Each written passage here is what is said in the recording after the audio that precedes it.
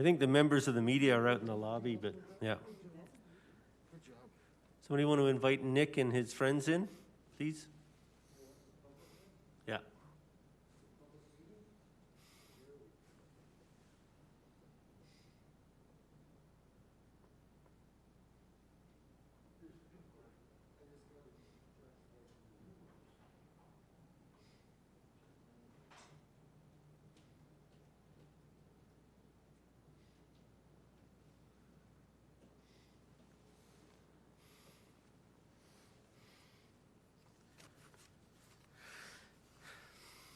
Thank you. Welcome to the City Council meeting for Monday, November the 2nd, 2020. I'm going to start with the acknowledgement statement. The City of Lethbridge acknowledges that we are gathered on the lands of the Blackfoot people of the Canadian Plains and pays respect to the Blackfoot people past, present, and future, while recognizing and respecting their cultural heritage, beliefs, and relationships to the land. The City of Lethbridge is also home to the Métis Nation of Alberta, Region 3.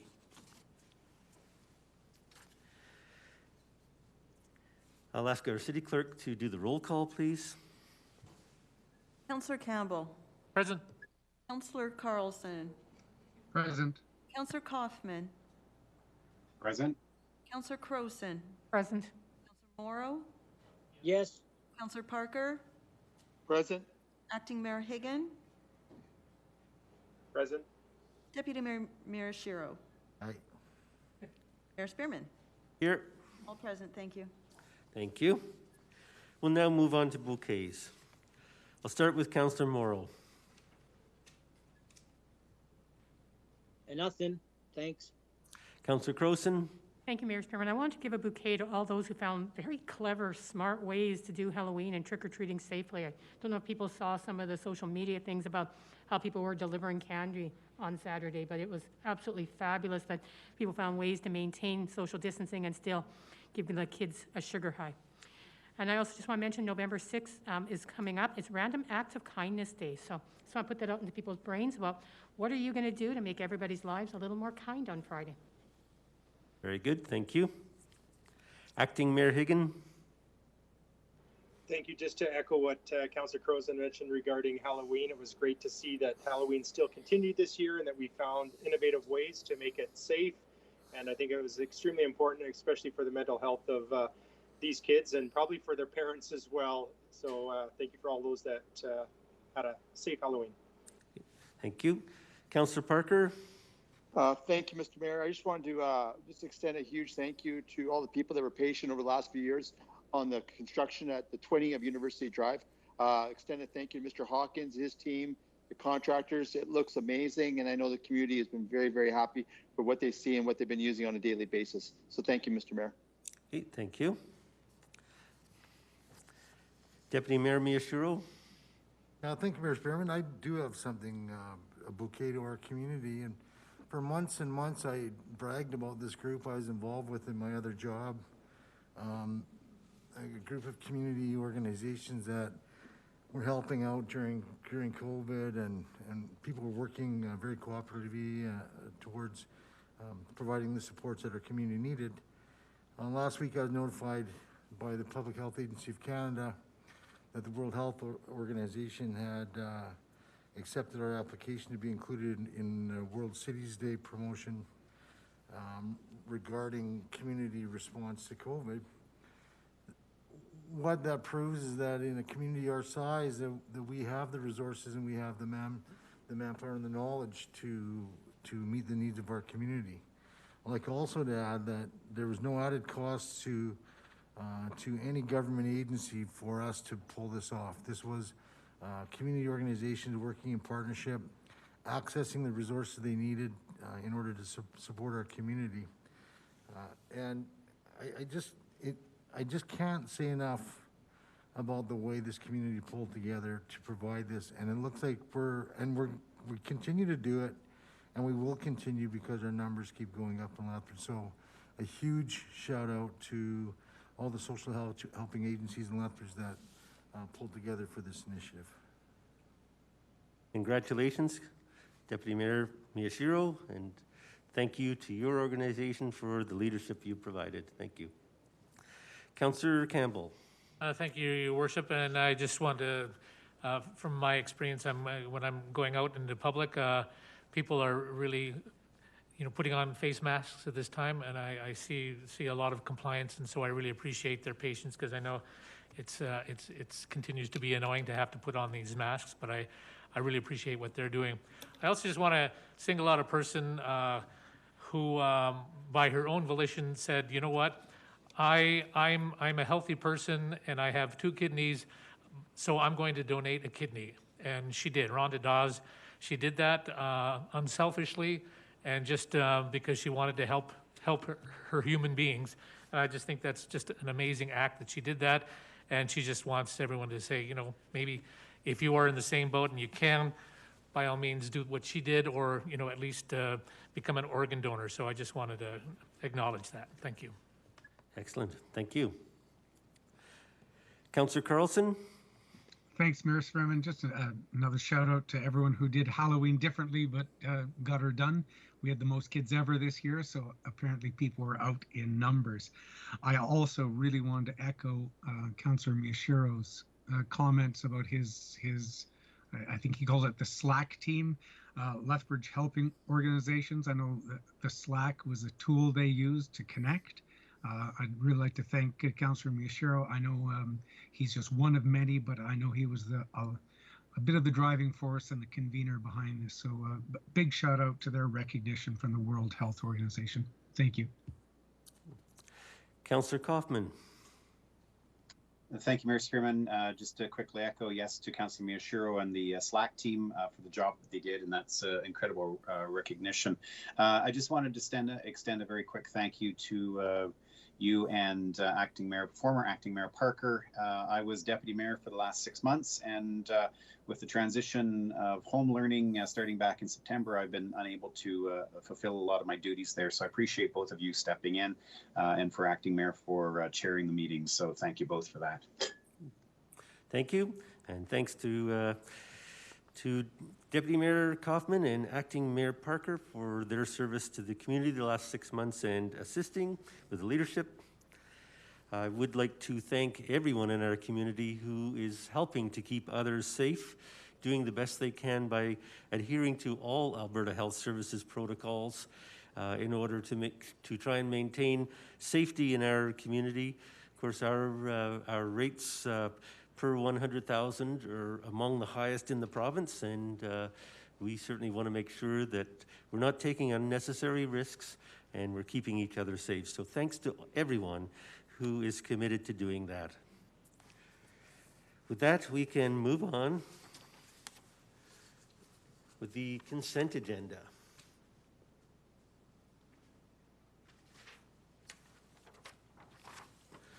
I have a resolution from Deputy Mayor Miyashiro. Be it resolved that the minutes of the regular meeting held Monday, October the 19th, 2020 be approved, and that the Mayor and the City Clerk be authorized to sign the same. And further be it resolved that the minutes of the public hearing held on Monday, October the 19th be approved, and the Mayor and the City Clerk be authorized to sign the same. And further be it resolved that the minutes of the special meeting of City Council held on Tuesday, October 20th, 2020 be approved, and the Mayor and the City Clerk be authorized to sign the same. And further be it resolved that City Council receive for information the status of directed resolutions November 2nd with the following amendment. That the date of return to Council of the NMAC Centre governance structure item be deferred to a future meeting of City Council. Deputy Mayor Miyashiro. Well, thank you, Mayor Spearman. Before I call the question, are there any questions that City Council has regarding the consent agenda, especially item 2.4, which is a long list of resolutions? I'd ask for questions at this time.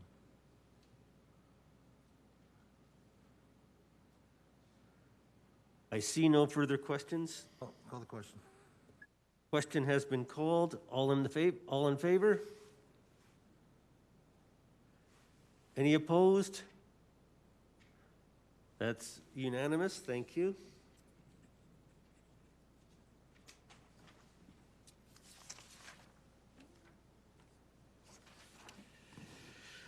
I now have a resolution from Acting Mayor Higgin, adoption of agenda, that the agenda of the regular meeting of City Council of November 2nd, 2020 be adopted as presented, including all communications as submitted by the City Clerk.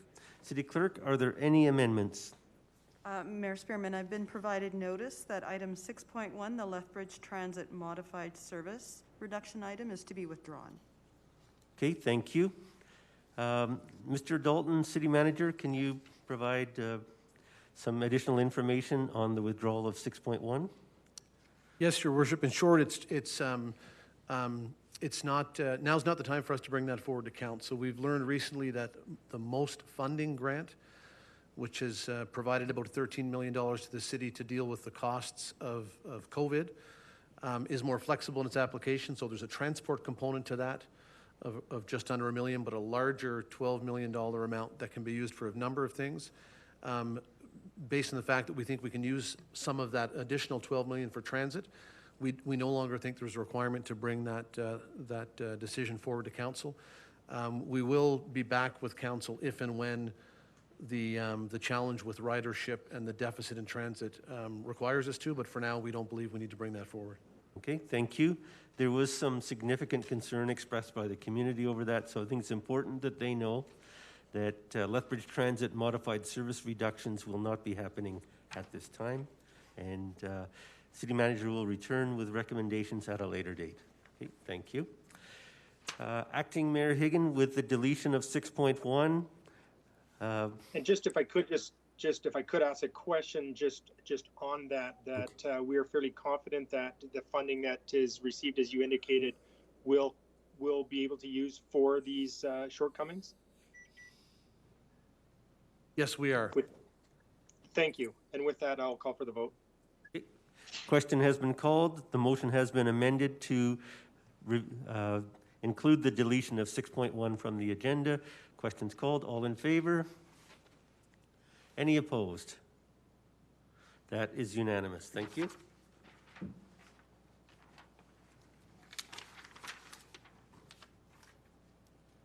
Okay, we'll move on to 4.1. Are there representatives here from the Royal Canadian Legion General Stewart Branch?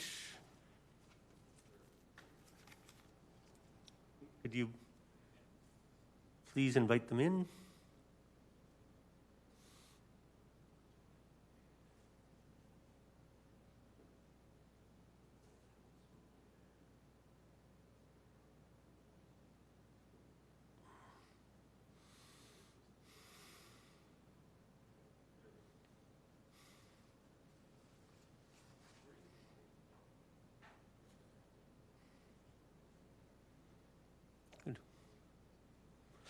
Yep, please come to the microphone and introduce yourselves.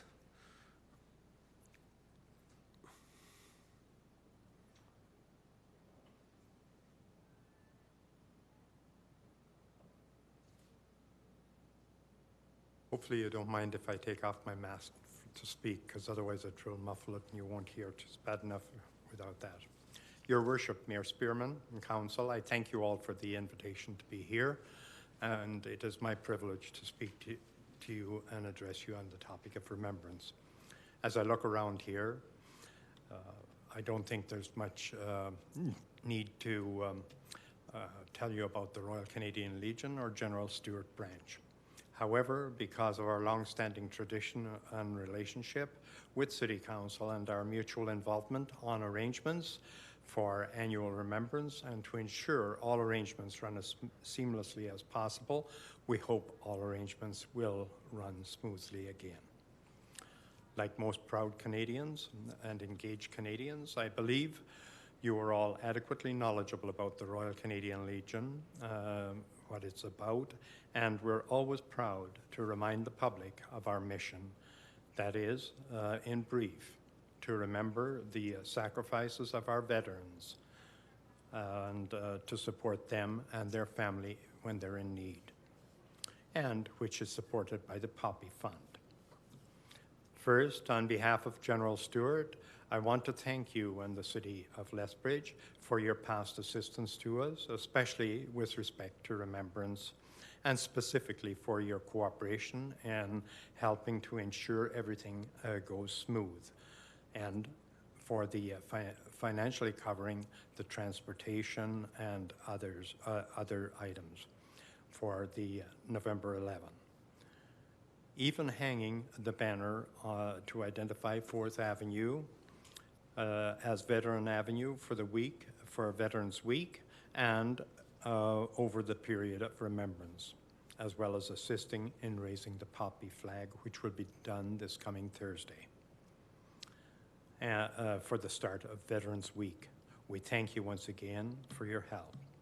Unfortunately, this year, because of COVID pandemic and to assure the public safety, we have had to scale back our commemoration by foregoing our traditional ceremony at Exhibition Park. We have also even had to modify our ceremony for the cenotaph. And as you may have noted in advertising already, we have even canceled any opening of the Legion on Remembrance Day. Now, you might see a few cars there because a bikers group, the veteran bikers group, are putting on brunch as usual for the veterans. So that's all will be allowed in Memorial Hall. Otherwise, and again, I emphasize the importance of remembrance and appreciation. This year, it is a special year, it being the 75th anniversary of several dates, including the liberation of the Netherlands, the Battle of Hong Kong, and not least of all, the end of World War II and the peace that we have been privileged to enjoy since then. Most importantly, I recommend that we all reflect on our freedoms and peace in our life, and to remember the men and women who served and sacrificed for all that we have. So please wear a poppy proudly, and please do not forget to personally thank veterans for their service. I thank you and all your staff for all your help. You have the list already, I believe, that you've already received that, and you probably have it on your desk, Mayor Spearman. We have a resolution in front of us, yep. Now is the time for questions from council, if you finished your presentation. And we have a question from Councillor Crowson. Thanks, Mayor Spearman. Thank you for the presentation, all you do, not just at this time, but all year. COVID has caused some changes. How are poppy sales donations going to be handled through your volunteers this year?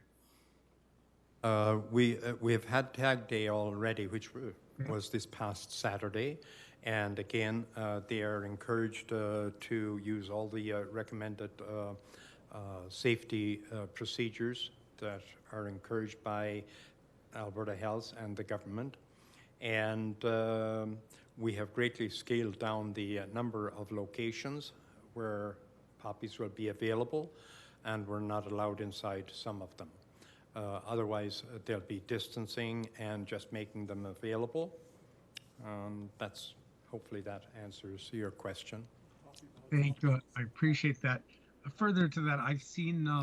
Poppy boxes, as usual, are going to be available, although not as many out in, they won't be in all the locations, just in the high volume ones. Thank you for that. Further, I've seen poppy face masks, pardon the pun, popping up. Are they associated with your group at all? Are they available through your group? Yes. You're speaking of the one that you see on Gary. I see that one. Yeah. I've seen a couple other ones. That's the only one that we have, actually. Okay. Some people thought we had a black one, but we don't. Oh, okay. Just the one. We've got two sizes, small and large. But we've already ran out of the first two batches that came in, and the other one is stuck in the mail somewhere. All right. And where are those available? At the Legion office. Good. Thank you. Thank you very much.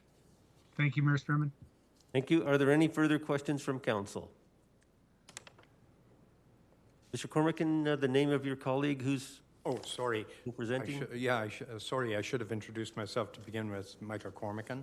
And Gary McLean is our what's called Remembrance Day Chairman. Thank you. He is the one that organizes in preparation for Remembrance Day. Thank you again, Gary. Thank you, Mr. McLean. You've got quite a challenge this year. Thank you. Okay, are there any further questions from council? If not, I'll ask our presenters to take a seat in the audience while we deal with the resolution. Thank you. I have a resolution from Councillor Campbell, Remembrance Day Service 2020. Be it resolved that City Council grant permission for the following. Tag Day to be set as Saturday, October 31st, 2020. Declare Remembrance Week, Thursday, November the 5th to Wednesday, November the 11th, 2020. The city to fly the poppy flag with flag raising on Thursday, November the 5th at 2020 at 11 o'clock a.m. with representation from the mayor and councillors who wish to attend. And during the week, 4th Avenue between 9th and 11th Street be named Veteran Avenue and a banner installed on 4th Avenue provided by the Legion with costs funded by the city. Councillor Campbell. Thank you, Your Worship, and thank you to Mr. Cormican and Mr. McLean for the presentation. Every year we do this, and every year I think it's about the easiest vote we should have as we commemorate those people who gave the supreme sacrifice to ensure the freedoms that we have today. Just to throw in some numbers, as if you didn't know these, World War I, 68,000 Canadians died. World War II, 47,000. And then there was Korea, 516. And we can't forget Afghanistan, where we lost 158 Canadians. So this is an important part of what we do in a year, and I ask for everyone's support. Thank you, Councillor Campbell. Any debate? I see none. All in favor? Any opposed? I believe that's none. Thank you. That motion carries unanimously. We'll now move on to 4.2. Mr. Chairman, I have to recuse myself. Pardon? This item involves my organization. Okay, you're declaring a conflict. Thank you. Deputy Mayor Miyashiro will be excused from the discussion. I'd like to call forward Mr. Martin Thompson, and this doesn't look like Debbie Deek, so yeah, okay. If you'd like to introduce yourself, Richard. Yeah. Thank you.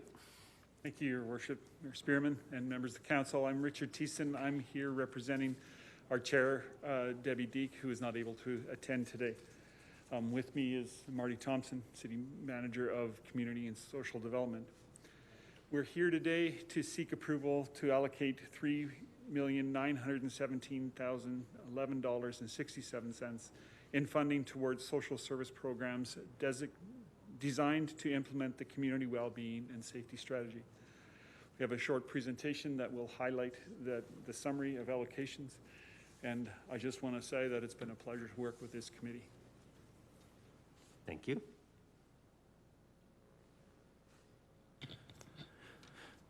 Mayor and Council, Administration, and thank you, Mr. Thiessen.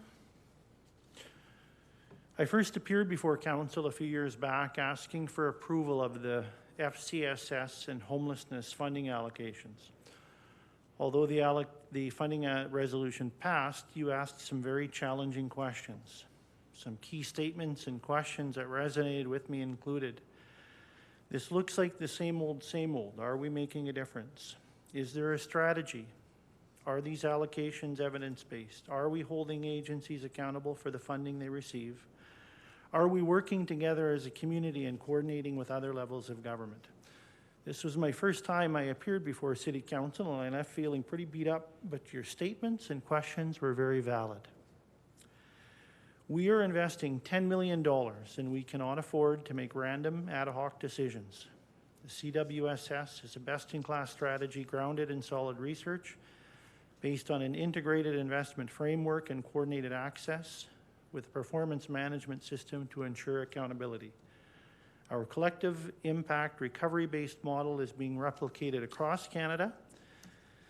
In a comprehensive Government of Alberta report just released 2 weeks ago, identifies 4 key recommendations that emulate the work of the CWSS.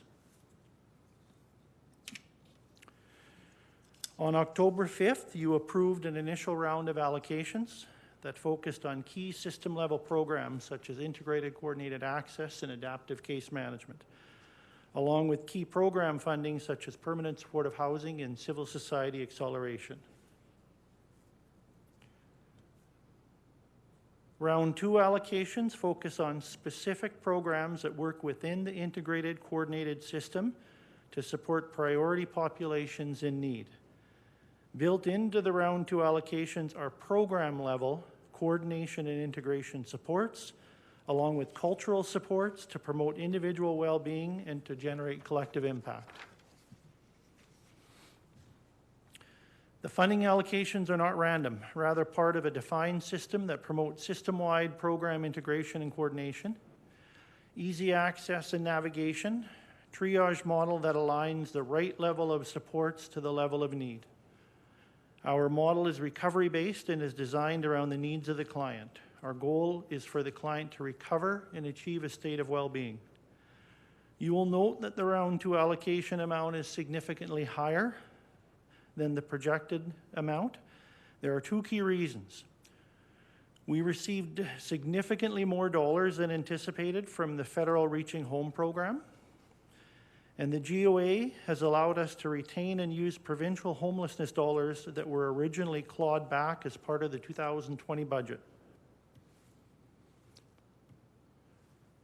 The rationale, the high-level rationale for the funding allocations include cost-efficient best value for proposed outputs and outcomes, proven organizational capacity to deliver function, a strategic fit with the ecosystem design, a competitive score in the technical review, organizational willingness to innovate, evolve, and co-invest, and of course, as recommended by the CWSS Advisory Committee. We have defined the key community impacts. Having said that, central to our work will be constant evaluation. Change does not come without mistakes and lessons learned. We need to constantly listen, evaluate, and be willing to evolve and improve. Our next key steps will be to work with our legal department to get contracts out the door to allow the new programs to start January 1st. Thank you. Thank you. Questions from council? I have a question about the $500,000 that's going to the mustard seed for permanent supported housing. So we've struggled to provide permanent supportive housing. How many clients are expected to be served by? So there's a difference in acuity or complexity level for clients, from the low acuity or light supports all the way up to the very, very challenged high supports. For this particular project, we're looking to serve 100 low acuity clients, which the mustard seed will assess and triage and move into basically affordable housing with navigation and low acuity supports for those clients.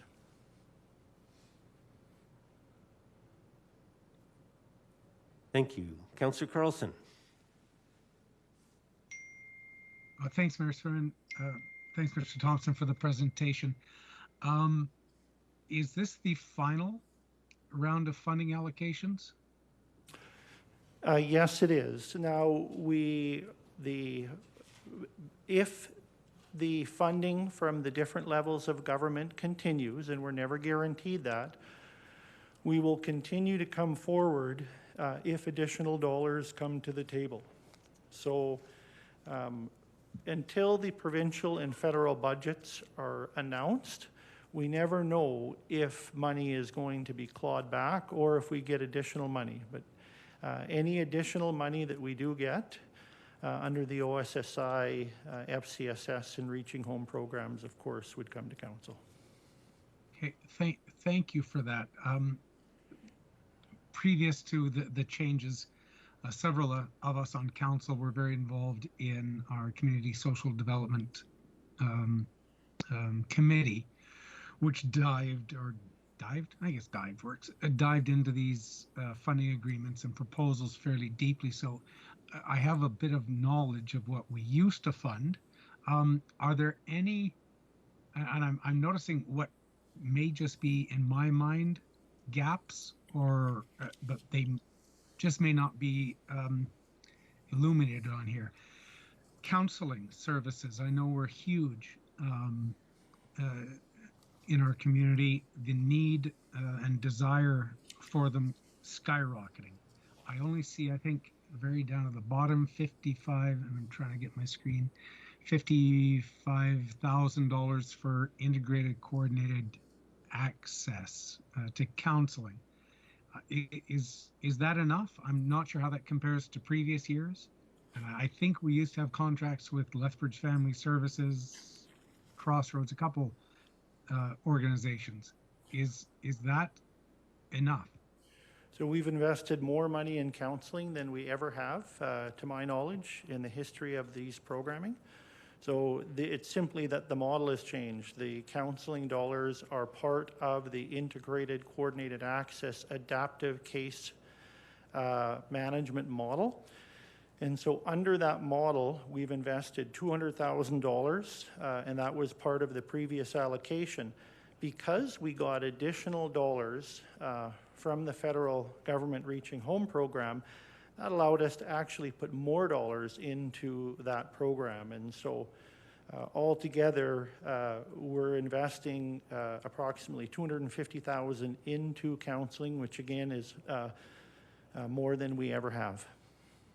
Excellent. Thank you for that, because I know the need was increasing. So I was just a bit concerned with that lowish number, but if it's another 200,000 on top of that, I appreciate that.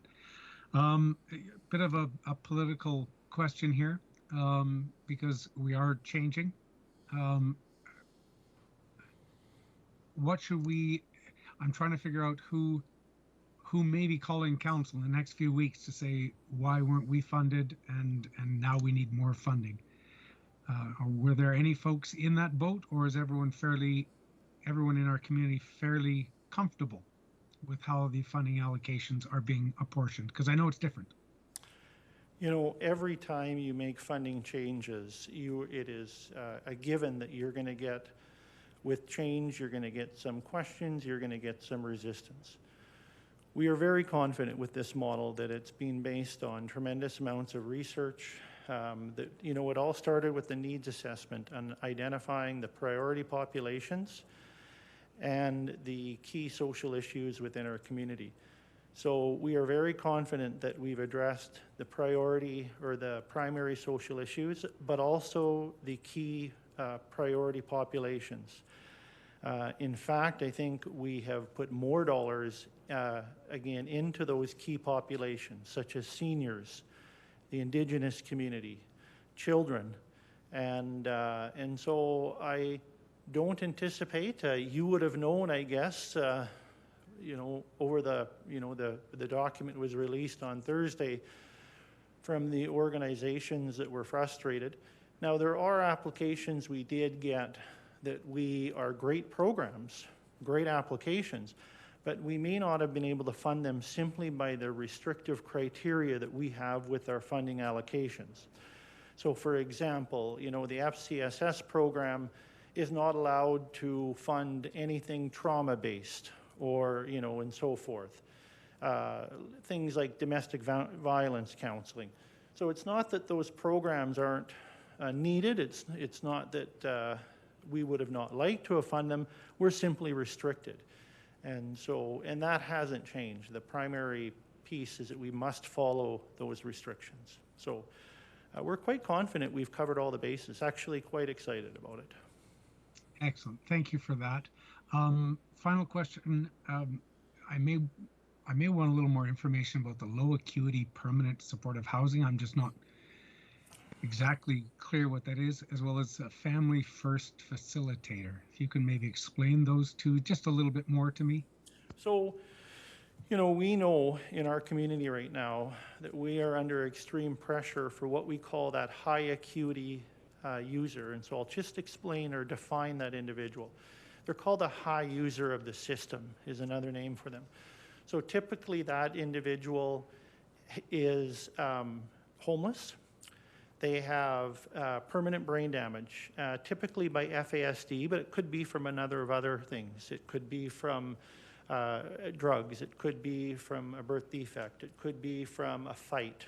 That individual typically has a plethora of physical disabilities, teeth, eyesight, liver, heart, and the list goes on and on. In addition, a myriad of mental health issues like schizophrenia, bipolar, depression. Now, those in themselves are traumatic. I mean, that's especially with FASD, they have the cognitive abilities of sometimes as low as a 4 to 5 year old. Now, you add addiction to that, and you've got a real high acuity problem that you're trying to house and support. Now, we spend a lot of time and money addressing those issues, and we're doing that, but we can't forget about what we call the lower acuity folks, the folks who are on the verge of being homeless. They may not have FASD, but they've lost their job. They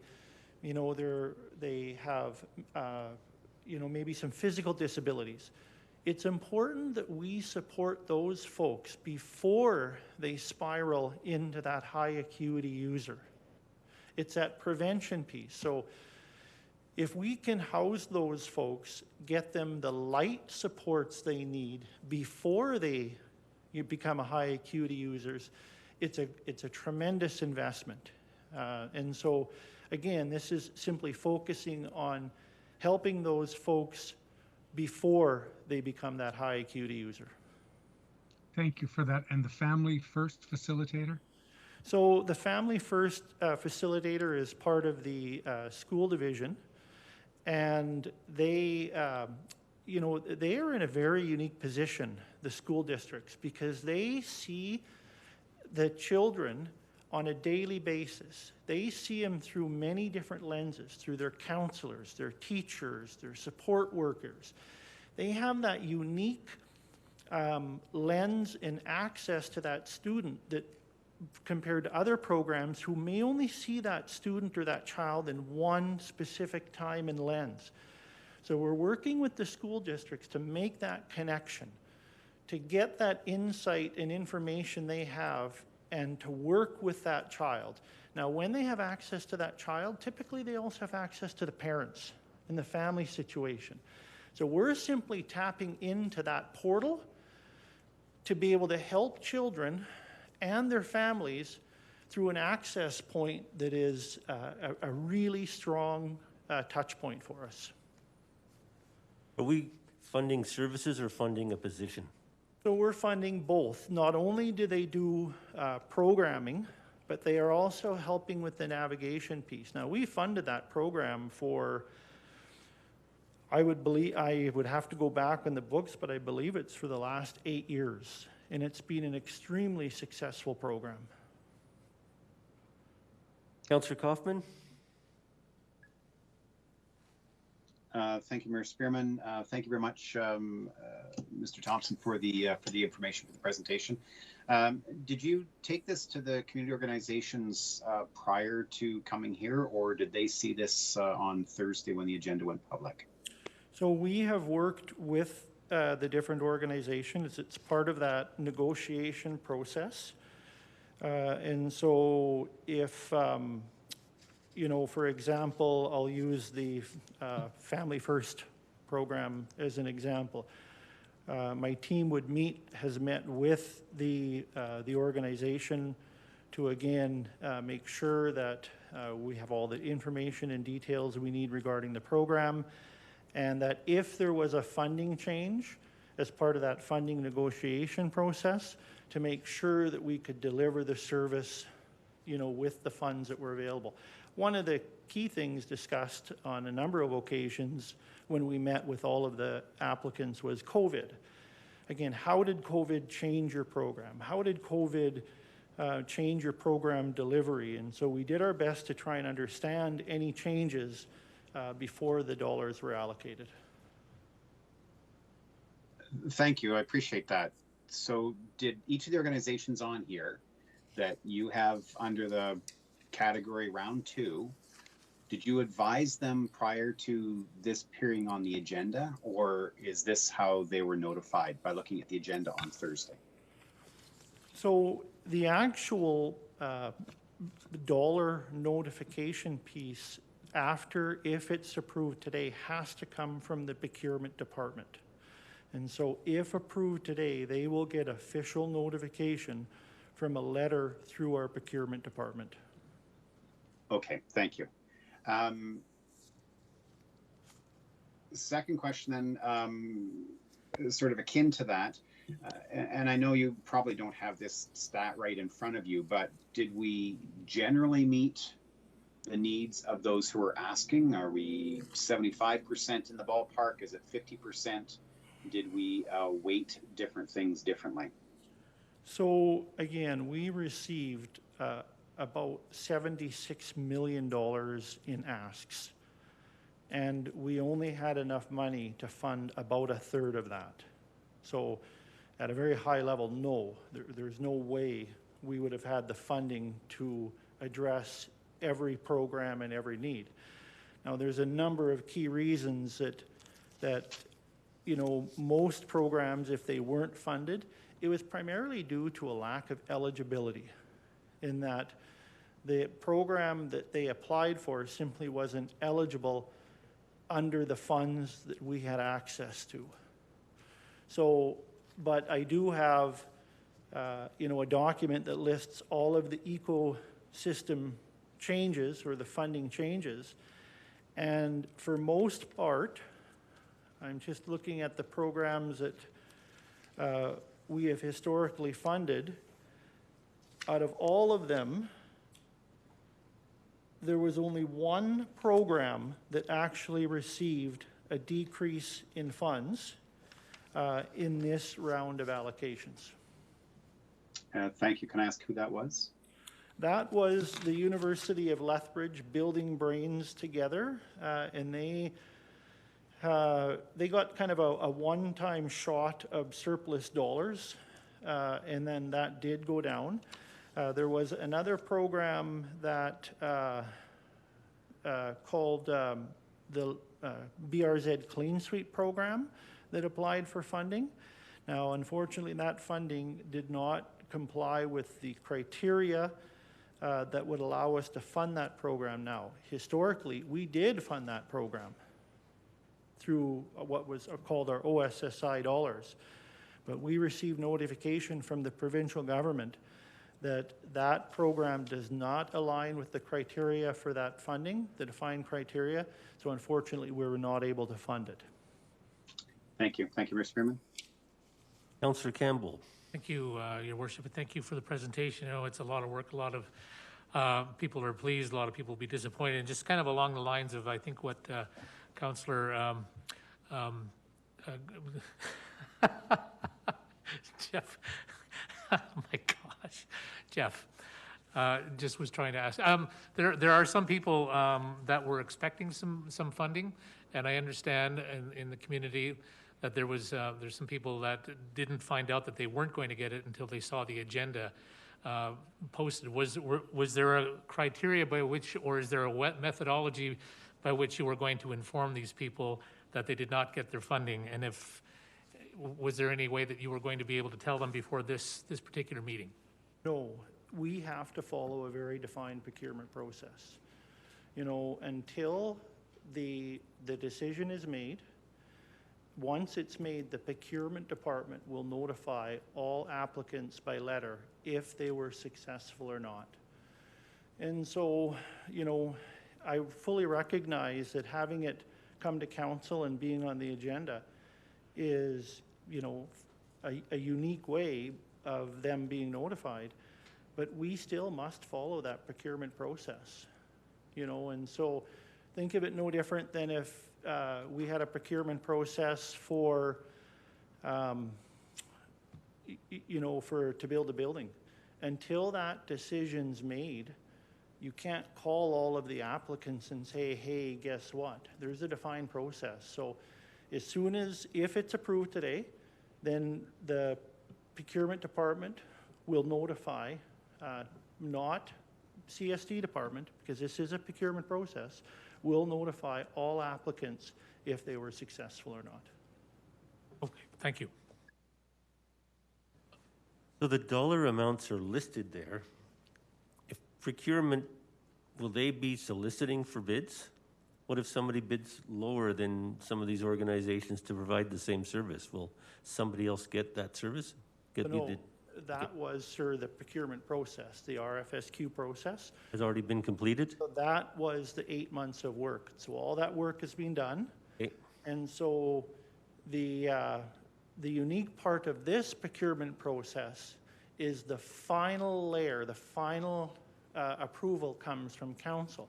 Now, normally, as you know, in most procurement processes, we don't appear before council for that final decision. It's made by the procurement department.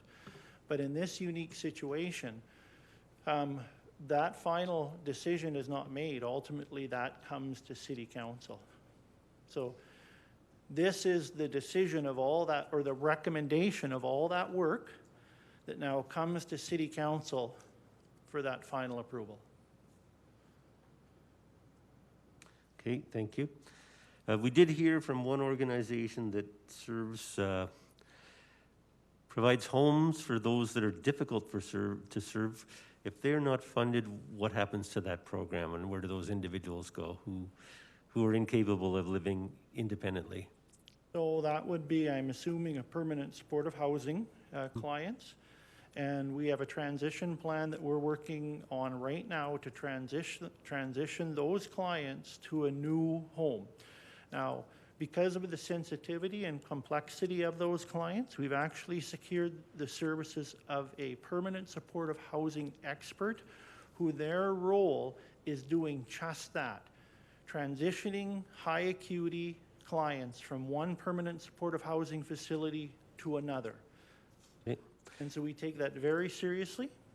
And again, that's why we've secured the services of a provincial expert to help us make sure that every T is crossed and every I is dotted. So individuals just won't be let out onto the street. They'll continue to receive services to ensure that they're cared for and don't become problems to the community. Absolutely. And for the previous organization, it's critical that they work with us and collaborate with us to transition that file of that individual to the new service provider so we can make sure that client is cared for. Okay. Thank you. Any further questions from council? I see none, so we'll move on to the resolution. Yes. Councillor Hagan and I both have our hands up. Oh, I didn't see them. You missed the deadline. Okay, Councillor Hagan. Thank you, Mayor Spearman. I just have a question regarding, and it popped up when we were talking about Clean Sweep. And a question I have is, was that funding not supplied directly to the downtown BRZ, or was it the Heart of Our City Committee, which was then passed along to Clean Sweep? I'm just wondering how, again, explanation how that changed, and is that funding coming from somewhere else for Clean Sweep, or is there no funding for that program? So Clean Sweep is a great program, no doubt about it. They do great work. And historically, it was funded by a number of envelopes.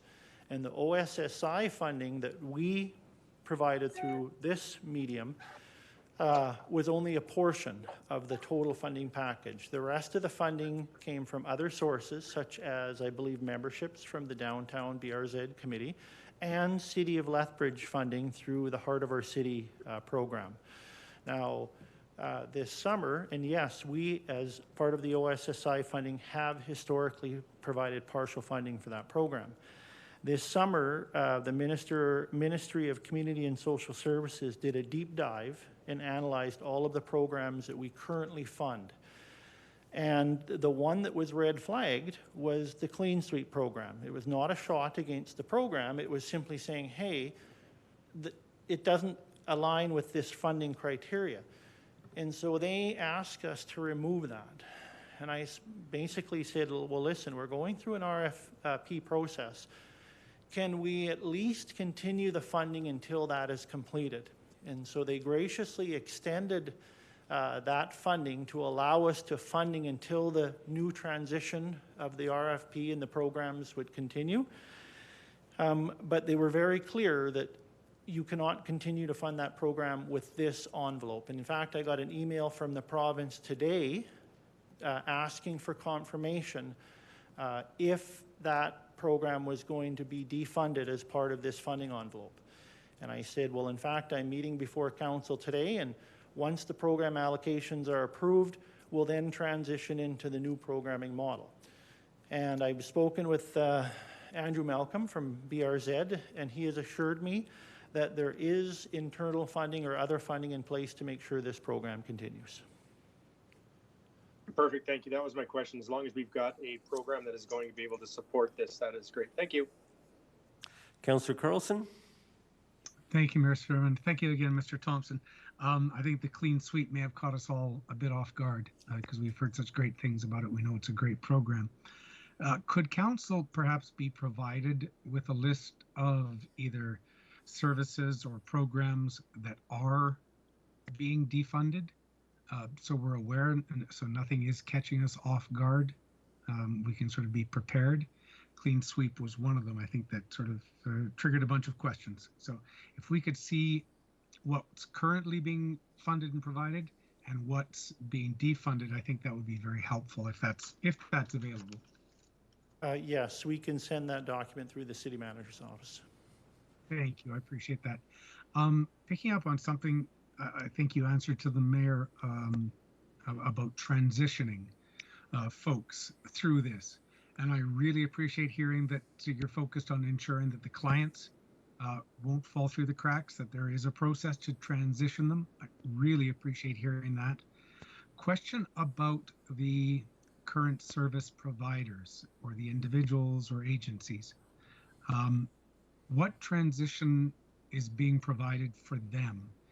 I know that many of these folks have been working extra hard during COVID and amidst lots of challenges this last little while, and finding out in a meeting, say perhaps today, that your job or your program or whatever it may be is gone in a month without any sort of transition plan may be a bit of a shock. Can you tell me about what the transition plan is for agencies or individuals? So that's a key reason why we have come to council early. So we now have 2 months to work through those scenarios with each service provider. And so remember that funding will continue for most of the programs until December 31st, and then the new programs start January. So that gives us 2 months to work with those individual organizations and programs to ensure not only the clients are transitioned successfully, but we're able to help the organizations wind down and the new programs wind up. Now, again, for most part, the organizations that we have previously funded are getting funding. And they may be evolving a bit on the way in what programs they deliver, but you know, for most part, a lot of that work has been done as part of the previous negotiation program design piece. Okay, so there is a plan in place to transition not just the clients or the individuals in our community who are relying on these services, but also the organizations and people providing those services. Is that what I'm hearing? Yes. In fact, one of the questions you had related to counseling and the changes in the counseling model. Well, it's not that the counseling dollars aren't there, but we are changing the model. And so after that initial round was approved, one of the first things we did was send a letter to our current service providers who deliver counseling to say, hey, we're going to be setting up a meeting. As soon as the procurement process is done, we're going to be setting up a meeting to make sure that we're all on the same page and that we understand the changes in the program design and delivery. And so that's going to be part of that work going forward in the next 2 months. It's going to be a busy 2 months, but we anticipated that, and we know it's important. Thank you, Mr. Thompson, and thank you, Mayor Spearman. Is there anyone else who still has a question? I see none. So I'll ask Mr. Thompson to take a seat in the audience. And we'll deal with the resolution. I have a resolution from Councillor Crowson, Lethbridge Community Wellbeing and Safety Strategy, Round 2 funding allocations. That Council adopt the following recommendations of the Community Wellbeing and Safety Strategy, CWSS Advisory Committee. 1. Address community well-being and safety within Lethbridge as indicated in the Integrated Request for Supplier Qualifications, RFSQ process by allocating the Round 2 funding of $3,917,011.67, leveraged from Family Community Support Services, FCSS, Outreach Support Services Initiative, OSSI, Reaching Home RH, and Reaching Home COVID funding to the organizations in the amounts provided in Attachment 1. And authorize the Mayor and City Clerk to sign the respective annual fee-for-service funding agreements, subject to annual review and renewal at the discretion of the City of Lethbridge, pending available funding from the Government of Alberta and the Government of Canada. Councillor Crowson. Thank you, Mayor Spearman. First, I'd like to start off by thanking the committee and the staff for all their hard work in creating these allocations and creating the framework to get this money out into our community. I know we heard in the presentation that we couldn't fund everything. Only a third of all the asks were funded. The need is great in our community, but this money has very specific requirements on how it can be spent and what programs we can spend it on. And unfortunately, not everyone is eligible for this funding, and we don't have funding for everything we would like to. But there are some great things that are being done with our new program. One of the things I appreciate Mr. Thompson saying is that we're continually evolving and improving. Over the years, we have tried to stop doing the same old things in the same old ways and hoping for a different response. And it's obvious that a lot of time and work has gone into this plan and into these directions. This is more strategic and more planned than what we've seen in the past. And I hope my colleagues will support this funding allocations. Thank you. Thank you. Councillor Carlson. Thank you, Mayor Spearman. I just had a question, but I think I'll step out. Okay, are there any further questions? Or sorry. Why not ask your question now, Councillor Carlson, so we can move on to debate? Thank you, Mayor Spearman. I guess it's just around timing. How speedily, and I think Mr. Thompson said that, you know, the sooner we do this, the easier it'll be to transition. I get that. But hearing, because the first I heard about, say, Clean Sweep not being funded, I have some trepidation about moving forward without knowing what is being transitioned away from or defunded. I'm wondering through you to either the mover or Mr. Thompson, what are the risks if we deferred this or tabled it for 2 weeks? So I can provide to you right now, if council and the city manager would like, of the organizations and programs we were not able to fund to allow you to make that decision. I can, and if not, I can tell you that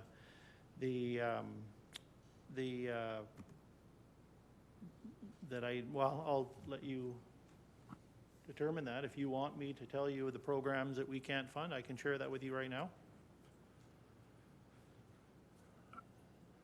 Mayor Spearman, is it, I'm not sure if Mr. Thompson is saying we could table this till later in the meeting so that information can be provided, or if it's ready to be provided right now. Just, well, the information can definitely be provided. I'm not sure if it changes the decision. There's been an 8-month process and an RFQ process that's taken place. At this stage, does council want to get involved in that and change that? Or do we want to identify what programs didn't get funded that we want to advocate for in the future? Mayor Spearman, if I'm the only one with any concerns, then I'm fine with moving forward. Okay. Does any other councillor wish to speak at this time? Okay. Then we will move on to debate. Councillor Crowson. Thank you. Okay. Okay, Councillor Crowson, your previous comments, do we take that as your opening? Okay, we'll move. Who would like to debate at this point? I will. I am concerned, I share Councillor Carlson's concerns that 2/3 of the applicants, roughly, didn't receive funding. Given the extent of social issues in our city, that does concern me, that there may be individuals who aren't being served, and I appreciate the work of our committee and Mr. Thompson that have basically gone through the difficult process of allocating funds to those they feel will have the most impact on the community. So thank you for that work. But I am concerned that there may be those who are falling through the cracks, as we say, those who don't receive services. And if there is a process, I'm glad to hear that our funding is going to be monitored, that there will be reports on the effectiveness of these funding. But I also want to understand what we're not funding and what could make a difference in future. So hopefully we can come up with a process for identifying what that is and then go forward from there to advocate. It certainly concerns me that the restrictions of programming are maybe eliminating some from consideration when they're certainly seen to be effective programs in the community. I will support the resolution. I thank the committee and Mr. Thompson for their work.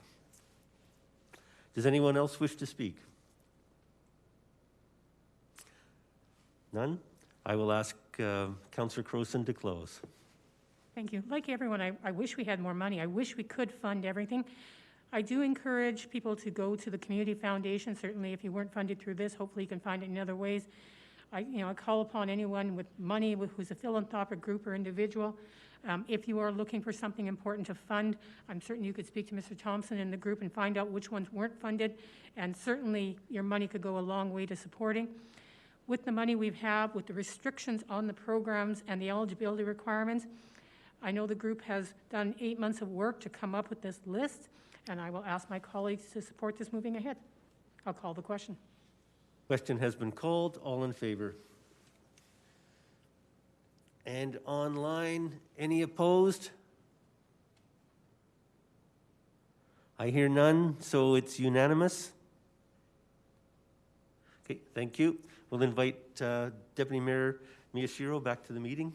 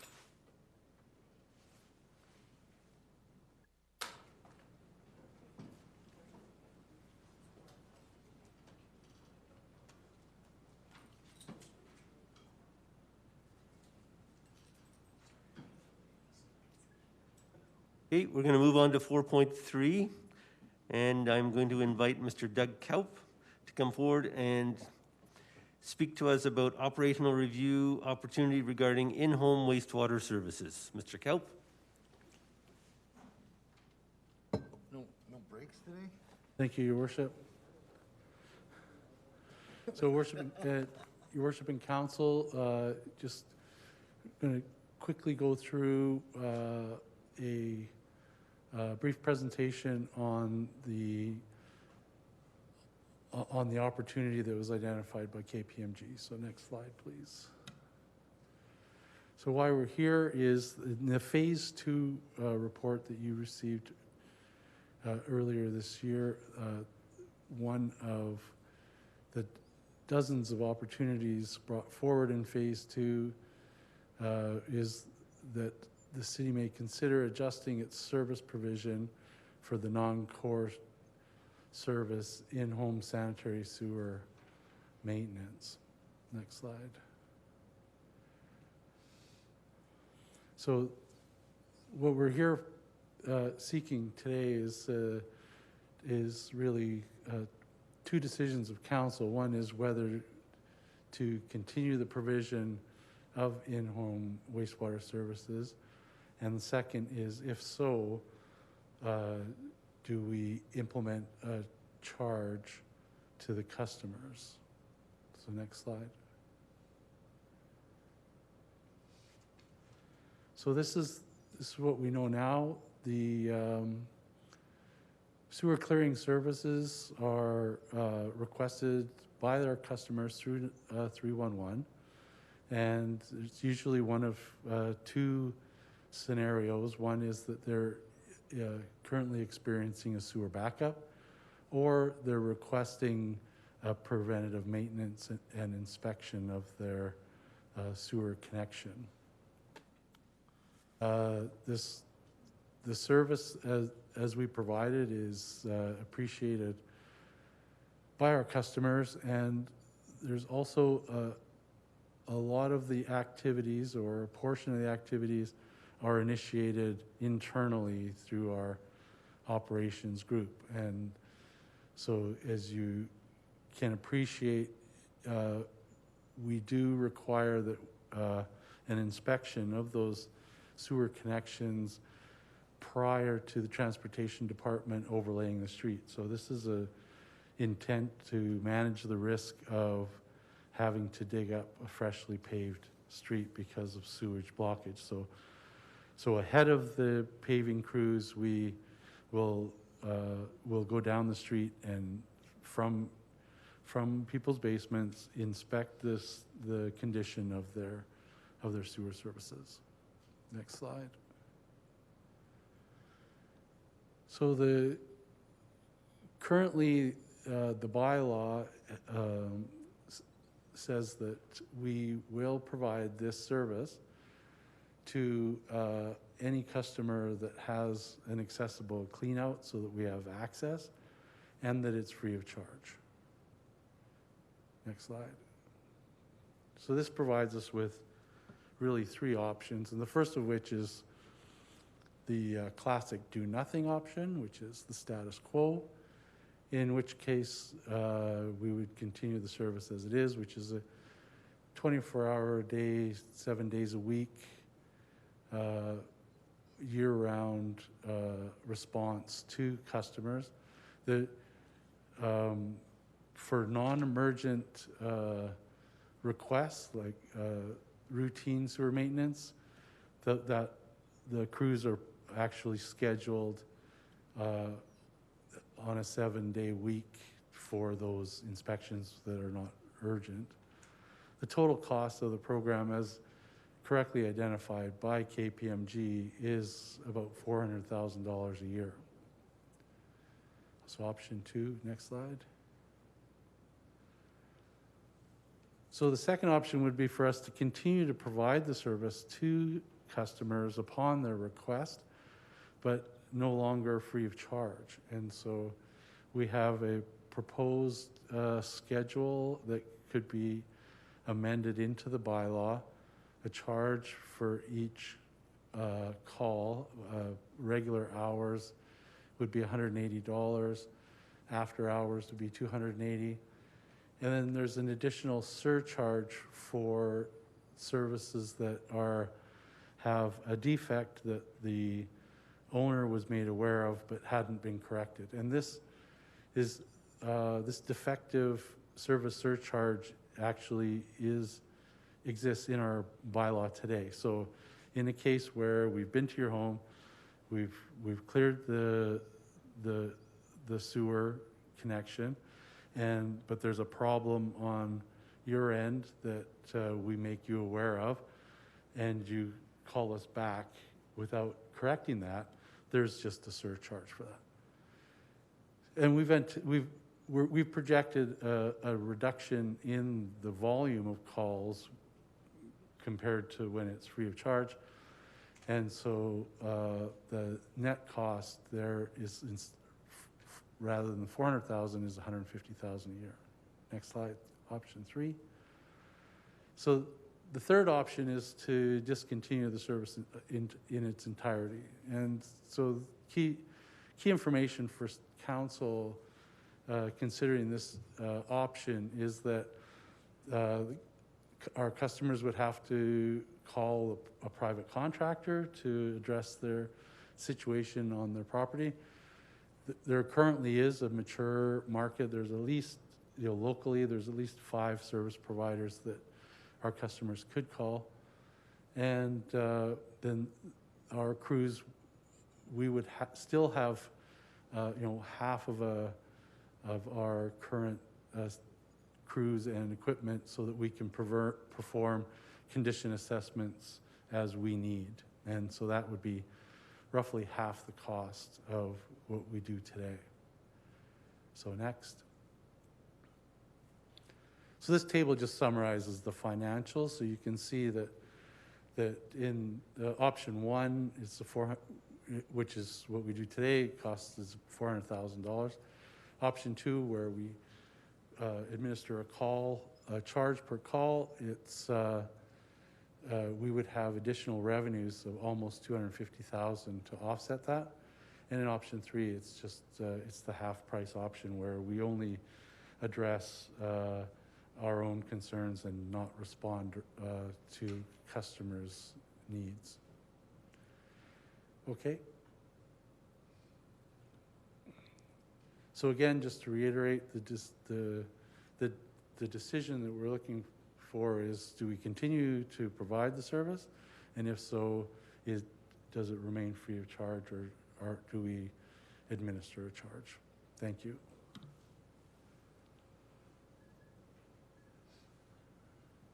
Thank you, Mr. Kaup. Deputy Mayor Miyashiro. Questions? Thanks, Mayor Spearman. Thank you, Mr. Coe. I just need to clarify the service you're talking about. So someone has a backup in their basement, you go in, your staff go in, they run to clear it or put a camera down, they find there's tree roots, they get the auger and they clear it up. So if the tree roots are on the boulevard, which actually belongs to the city, would that, in the new scenario, would that be no charge? Because it's actually tree roots on the city's property that are causing the blockage? Or would it be regardless of the nature of the blockage, that there would still be a charge? Your Worship, to Councillor Miyashiro, our thoughts currently are that it would that there would still be a charge, that we were dispatched and address the problem. So sorry, then we wouldn't charge? No, we would. Okay. Okay, thank you. Councillor Campbell? Thank you, Your Worship. Thanks for the presentation. I'm just wondering, projected revenue based on 45% decrease in calls if you charge per call. I just wonder, in that scenario, do people phone, based on history, if they phone, do you come to the conclusion that they didn't necessarily have to call, or that they absolutely had to call? And would that change, where's the need versus not really need to? Yeah, your worship, to Councillor Campbell, that's exactly the scenario. So if a customer may have experienced, a traumatic sewer backup, and then for their peace of mind, because there's no charge and all they have to do is call, we do have customers that on an annual or every other year give us a call. We come in and declare that it's clear, and away we go. And so we're anticipating that if there was a charge for that there would be a reduction in the frequency of those calls. Is there a way to kind of create some standards of those calls so that, a person just calls because it's a yearly thing and it's free, or can you create some kind of standards by which you would make those calls? Well, we don't know that it's clear until we're there, so that's the concern. We don't want to tell them we're not going to come and then have them have an issue. Okay, thank you. Councillor Crowson? Thank you, Mayor Spearman. Thank you, Mr. Kaut, for bringing this forward and identifying some possible savings or efficiencies to the department. Quick question. In a couple of the options, we still need staff on hand to do condition assessments prior to overlays. And you've budgeted $200,000 for that. What is the percent of those calls or the percent of that usage in the total percentage? Because I think I saw somewhere 2,200 calls a year. Yeah. And what percentage are for condition assessments prior to overlays? Because I understand that's necessary. Right. Your worship, to Alderman Carlson, it's somewhere in the neighborhood of a quarter to a third of the calls would be of the dispatches would be for our own internal use. However, it's just the nature of like today we have 4 people doing this with 2 trucks, and so to do a third of the work, we can't. We do it with 2 people and 1 truck, and so we can't proportion it exactly to what our needs are, the costs. Thank you. No, and I appreciate that. On the option to charge per call, and you've said that's a mature market with lots of folks in our market who are able to do this work. How do those prices compare? Your worship, to Councillor Carlson, it's the private sector has charges per hour rather than per call, but the rates that we're proposing are somewhat below market. So we, on average, would probably be about half cost. Okay. So that is half the cost of what That's the private right. sector. Yeah. Did we at all look into going even further down the pipe? Sorry for the pun. And instead of keeping 2 workers in 1 truck on hand to do a third of the work that we need internally, contracting that out to the private sector? Yes, and so as I've answered in the previous question, if the private sector costs twice as much, we could get that third of the work done for the same $400,000 we're spending today. Okay, so there wouldn't be a cost savings there at all? No. Okay, final question if I can, Your Worship. How do we compare in this level of service to other municipalities? Have we done that Yes. comparison? So Your Worship, to Councillor Carlson, that was work performed by KPMG in the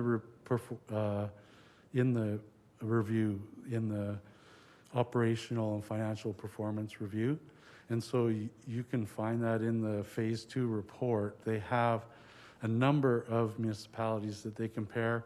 And the reason why this opportunity was flagged by them for our review is that we were the only municipality, to their knowledge, that offer the service free of charge. And did we confirm that? Well, no, I didn't call additional municipalities, but there were, they had a standard cross-section of 8 or 10 in the report, but we didn't do our own survey to dispute that. Thank you, Mr. Cobb. Thank you, Mayor Spearman. Any further questions from council?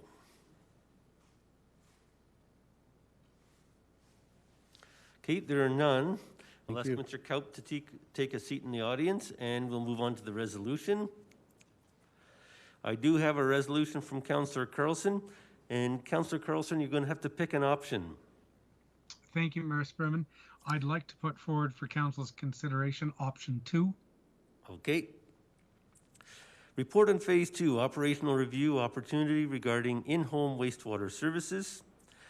That council continue to provide in-home services on demand 24/7, but implement a charge in the sewer charges bylaw effective January 1, 2020. Councillor Carlson? Thank you, Mayor Spearman. I'd like to put this for option forward for council's consideration. It is, in my view, the most cost-effective option of all the options. This one would save council the highest. It finds the highest efficiency, saves the most dollars for our residents and users of our wastewater system or services. But it does bring us more in line with what other municipalities do. So I'd like to hear my colleagues' thoughts. This is what I'd like to recommend. Okay. Who would like to speak on this resolution?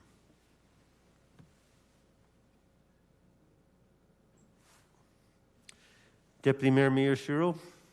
Thank you, Mr. Spearman. What was that? Did you hear that? I have a house with like I told them with 3 rooms. What? Wait, what? What? With the roots of the tree. Yeah. Like I thought yesterday. I like it to give a chance to have like one call for free in a year because I have a director already. I have a roots. But you're paying storage for free for one time a year, please. Sure. I mean, I have a flattening up the lake and the water is everywhere. I have to clean the carpet, drying everything, and obviously city doesn't pay me for that, right? We can't hear anything if online here. I'm not sure. Yeah, no, there's some guy just kind of wandered in and started talking. That's why you couldn't hear him. Sorry, I have a house like in Northside, and yesterday the Point of order? I'm not sure. we I would entertain need people wandering permission in from and talking council to allow this individual to speak. He's not on the agenda. I mean, Excuse me, I have to procedurally, my colleagues have to Okay. agree to allow you to speak. Yeah. So, council, we have we have a gentleman who isn't on the agenda who wants to speak to this issue. What are your thoughts? No, I say no. Councillor Campbell? We need to follow procedure, and I think we can't go with that. Councillor Crowson? I'm fine if he speaks, but I'm fine with going the majority as well. Councillor, okay. Councillor Higgin? I'm fine with letting him speak. Okay, 2 for, 2 against. Councillor Morrow? Well, I'd like to hear him speak, but if you want to follow procedure, why don't we just postpone this and if it's nothing urgent, have him come back at our next meeting on the agenda. Yeah, you could, procedurally, you could make a motion to postpone, and we could deal with it at the next meeting. It doesn't take place till January the 1st anyway, So if you want to put forward a motion to postpone, we'll see if there's a seconder. Thank you. Well, that's not what I'm saying. I'm just throwing that out there. Okay, then we'll move on. You're good either way. If somebody wants to bring forward a motion to postpone, they can. Okay. Motion to postpone? That's Councillor Coffman. Okay. Councillor Coffman, to postpone for, okay. To the next meeting. Does anybody, is there a seconder? Yeah, I'll second it. Okay. All right. So motion to postpone with seconded. We'll deal with the postponement motion Your Worship, someone be postponing to to the next meeting. the next meeting of council or CIC? Council? No, council, we have to make a decision. Yeah. Mr. Mayor? Yes. Just to the respect to the gentleman at the podium, can maybe someone from the city clerk's department just speak to him after in regards to if he does want to be on the agenda, just to go what channels he has to go through, just so he's kept in the loop, out of respect to him. Yes, he does have to contact the city clerk's office in order to speak to an item on the agenda. Okay. And I just want to make sure he understood that. yeah, and you would have to do that before next Monday. So the other alternative is to write an email, which would be circulated to all of council as well. So motion to postpone. Quick question, Mayor Spearman. Go ahead. My question is, this gentleman obviously took some time off his day. Is it not something that we could take a couple minutes and listen to? I guess we're on the motion to postpone. Sorry, I'll wait. Yeah, we'll see if the motion passes or not. Okay, so Councillor Coffman has proposed a motion to postpone. Councillor Morrow has seconded it. Question on the wisdom. Go ahead. Thank you, Mayor Spearman. Councillor Carlson here. Just ensuring that if we do put this off for 2 weeks, we're not behind the 8 ball in getting the bylaw drafted and advertised. No. Okay, thank you. Okay, it works. Okay. All in favor of postponement? And we'll just do a roll call, please. Councillor Campbell. Opposed. Councillor Carlson. In favor. Councillor Coffman. In favor? Councillor Crowson. In favor. Councillor Morrow. Opposed. Councillor Parker. In favor? Acting Mayor Hagan. Opposed. Deputy Mayor Miyashiro. Opposed. Mayor Spearman. In favor? 5-4. Okay, the motion is postponed for 2 weeks by 5-4 vote. Okay, does somebody wish to allow this gentleman to speak at this time, or do we go through the regular, normal process? Mr. Mayor, I would request that we allow this gentleman to speak. I will second that, Councillor Hagan. Okay, income. Mr. Mayor, it's Joe. Point of order. Yes, just 1 second. Too many people speaking at once. Councillor Morrow?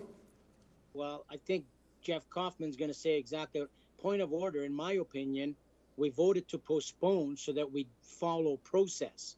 If we're going to allow him to speak, then our postponing motion was useless. So if we're going to let him speak, then I don't believe we need a postponement motion, and we allow him to speak and we make a decision. But that's out of process. So, Okay, so the postponement motion passed 5-4.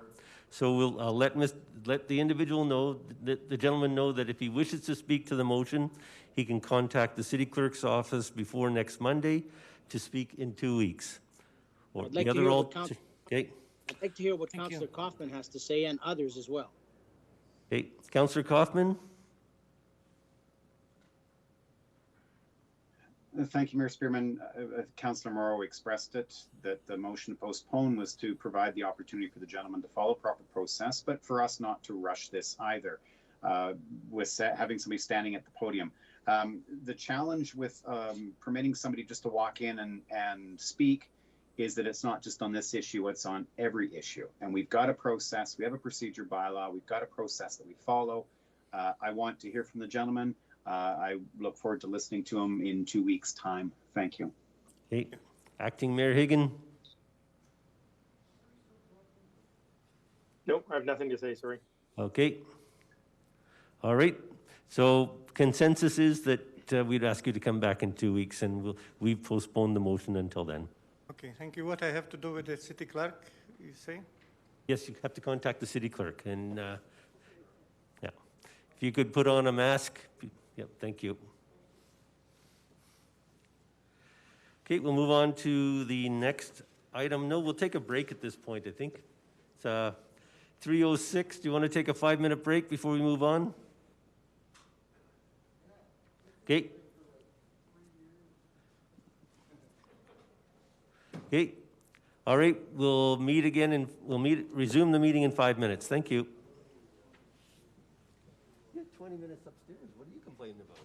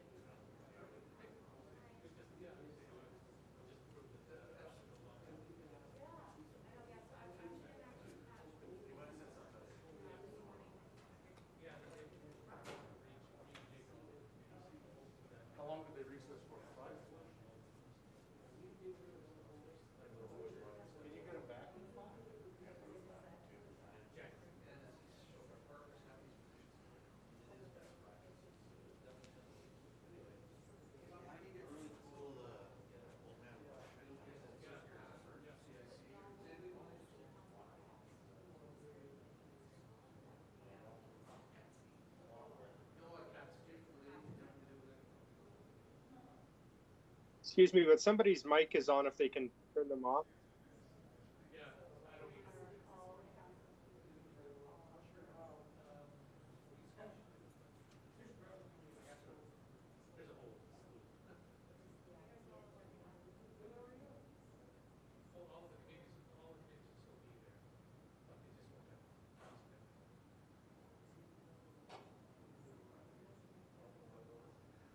I think it's at the presentation table, maybe.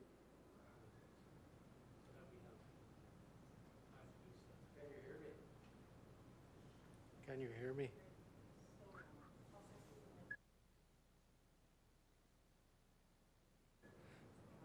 How about now?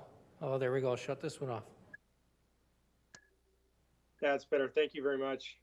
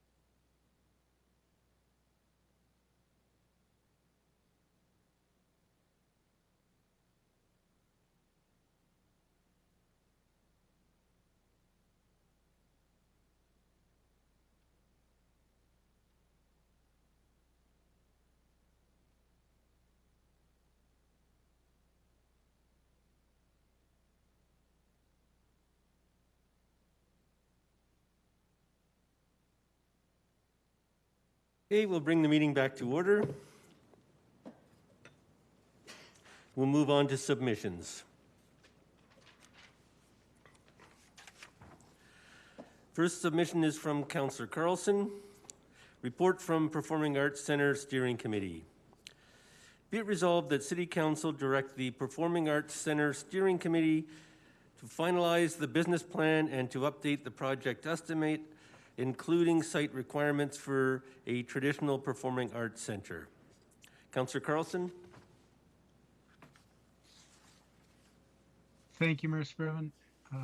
Appreciate Council giving their attention to this matter.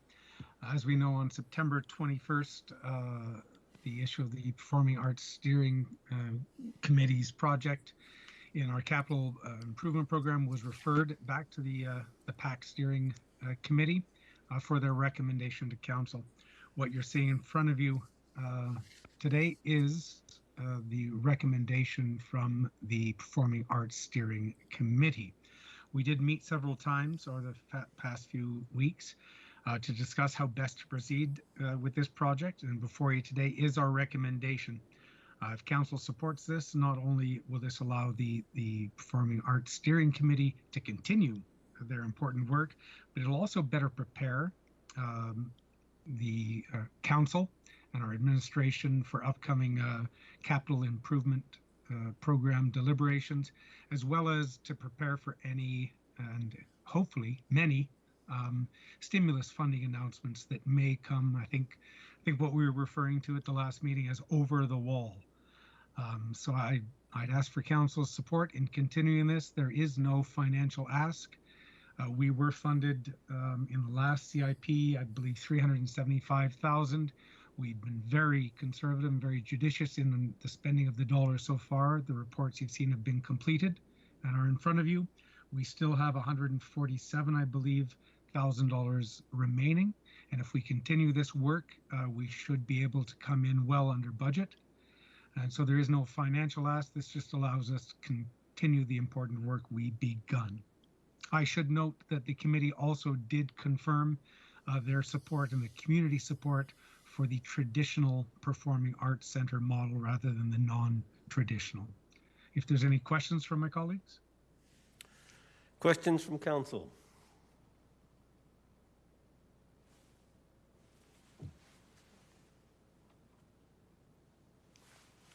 I see none. Thank you, Mayor Spearman. With that, I got my hand. Councillor Morrow? Thank you. Just a little, maybe just, I need some help here. First of all, why is this here? If the work is continuing, why do you even need to ask this? Isn't this just part of work that the committee is doing already and continuing to do? And thank you, Councillor Moore. I appreciate that question because you're very right. This is the work that the committee was doing, but at the September 21st meeting, a motion was made to cancel the project completely. And at that time, we referred it to committee for their recommendations, and they're coming back. The committee is recommending that the work continue within the $375,000 budget that had been originally allocated for it. Okay, refresh my memory, because now I do recall that meeting in September. So I'm not understanding. If you got me thinking now, because of in September it was to cancel, and today it's to continue to do the work. But I guess what I'm thinking is, in the end, what's this going to lead us to? Because if we don't have any money, if the government is, doing and saying things that they're doing, and we're only hoping and wishing that, some announcement's going to be made, I'm not quite clear as to how this is moving forward by this resolution. And thank you for that, through you, Mayor Spearman, to Councillor Morrow. This is to just keep us moving forward, to give us the best possible chance of being ready for any funding that may appear in future, whenever that may be. Fingers are always crossed it's sooner rather than later. I I'll put it in context of the Exolution project, the exhibition project. Had council, pardon me for 1 second, had council not given a few dollars, I think we came up with 1.1 million at that time, which was matched by, I believe, a CARES grant. Had council not given the direction to at least keep proceeding, we would not have been in any shape or any place where we could have accessed provincial or federal dollars for that project. So this is just to allow us to keep steps happening, keep moving towards it. And you're right, it is fingers crossed that we can find the dollars in future. But if we cancel the project now, if those dollars appear, we won't be in any place to access them. And I think the committee is showing very good financial restraint by only operating within the 375,000 that council approved 4 years ago. Okay, my final question before I hop out then, just again to refresh my memory and maybe people like me who maybe don't have a long memory, this is currently in our CIP or is it not? And you say there's no financial ask, which I understand that. But was there not a difference between the exhibition project and what you just described with this one? Because with the exhibition project, the government had already indicated, I think, that they were giving us, $27 million or whatever it was. This here, we have no funding committed by any other level of government. Is that correct? Actually, when we committed the 1.1 million in the CIP 4 years ago to the exhibition project, there was no commitment from any other funding source at that time. We gave those dollars so the project could keep life under it and be ready. And that's exactly what we're asking with this. Would the city treasurer like to provide clarification? Please, thank you. Mayor Spearman, through to Councillor Morrow and Councillor Crowson.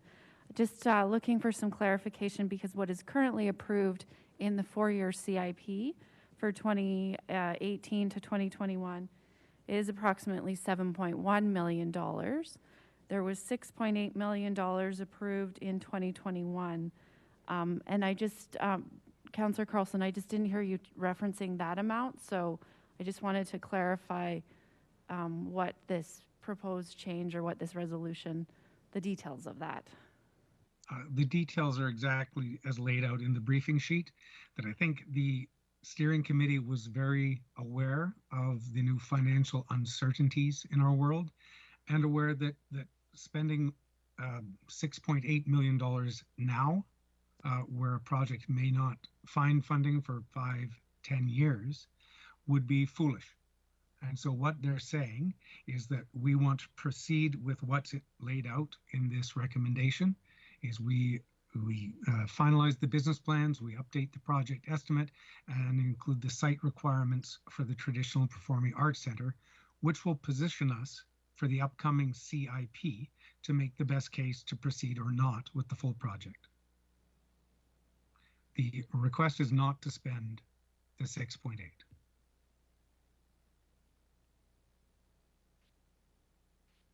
The treasurer? Sorry, Councillor Carlson, not to push the issue. I'm just wondering if the resolution should be clarified to approve the funding of just the $375,000.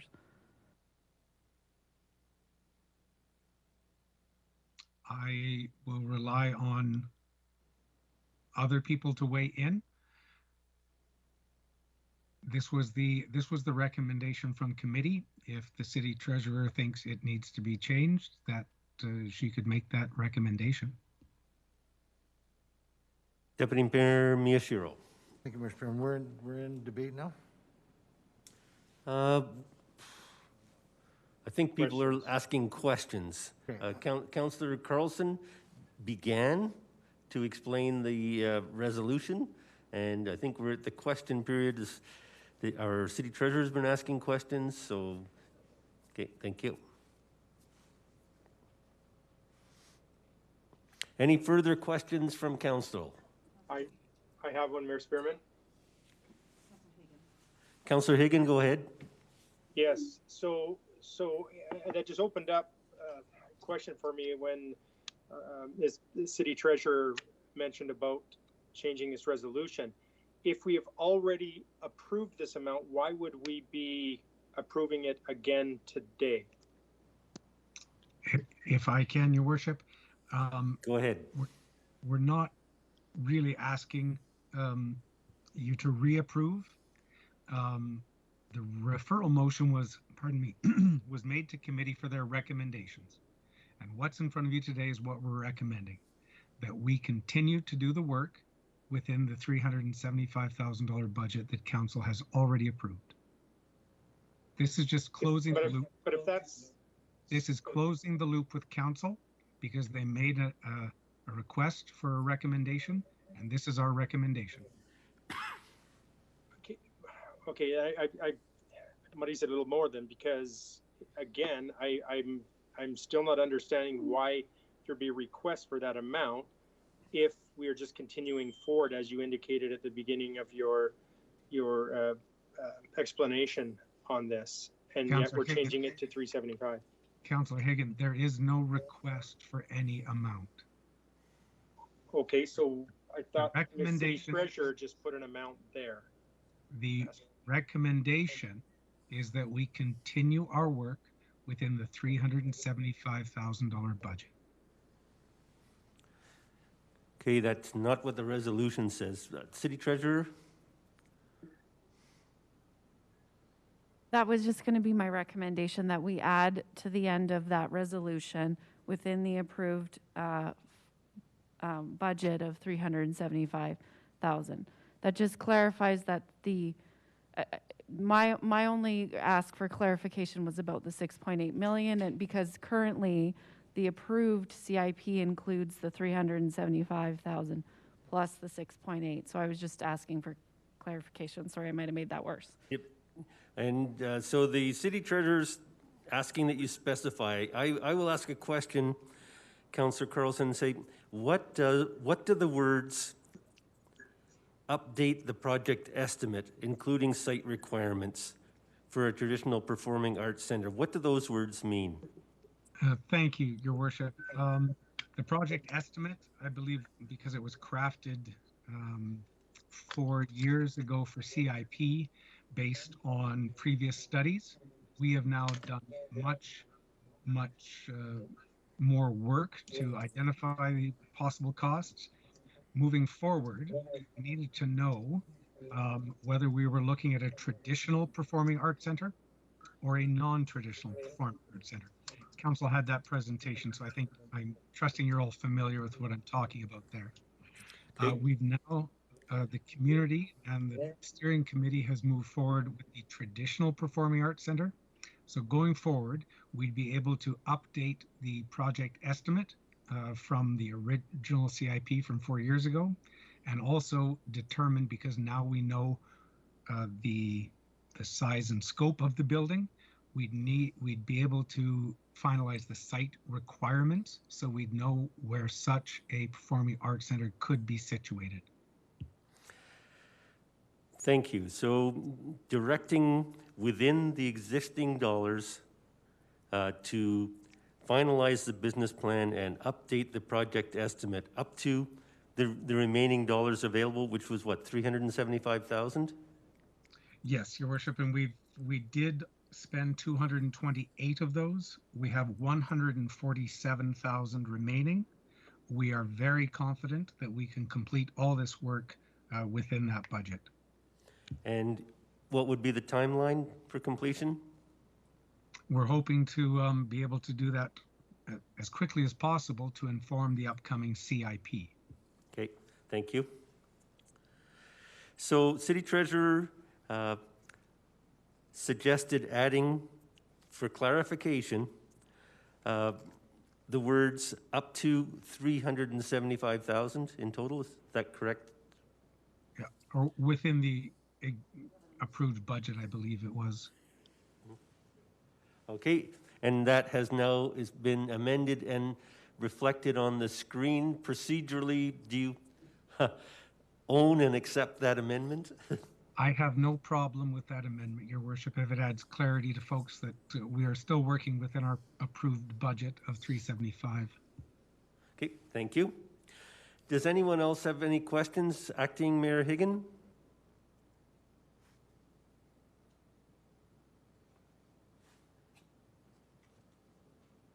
Not at this time. Councillor Morrow? Thank you. So that explanation, exchange between yourself, Mr. Mayor, and Councillor Carlson. So now I want to make sure that I understand.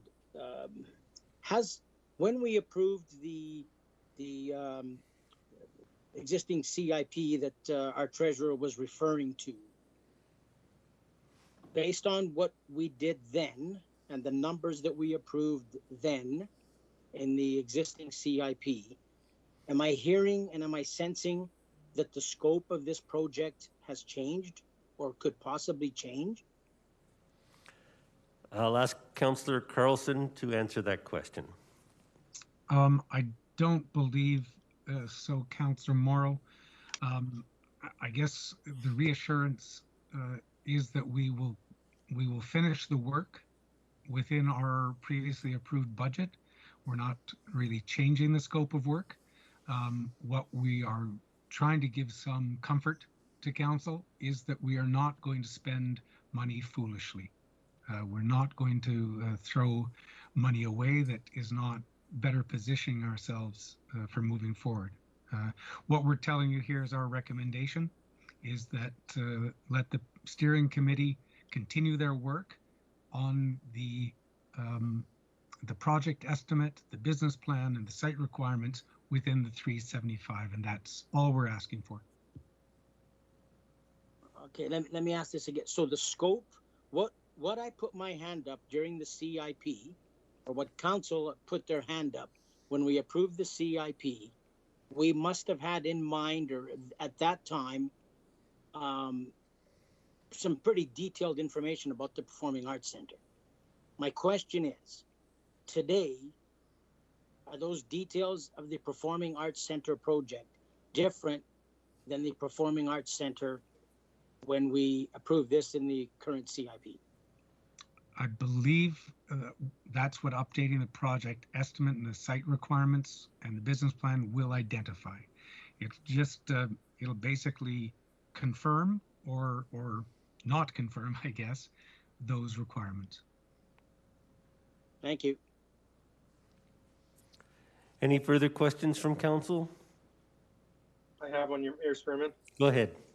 So, listening to this, and I understand the mandate is not the same as it was 4 years ago, and that it may change before it comes to the next CIP from what the actual original mandate was. So, we're going to give this money out with the possibility that it is not what was the first mandate from the Performing Arts Center when it first was brought to us 4 years ago. I'm still trying to figure that out, and it sounds like that is the case. It is not the same, but we're going to change it, and maybe we can vote on this later in the CIP, but that funding is not to do what was initially mandated to do. If I can respond, Councillor Higgin, no, the 375 that we're asking to work within, that's what its mandate was, what we're asking to continue with.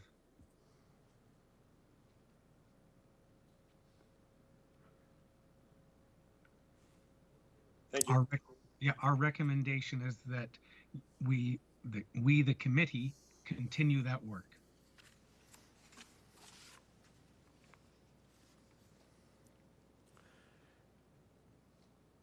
Any further questions from council?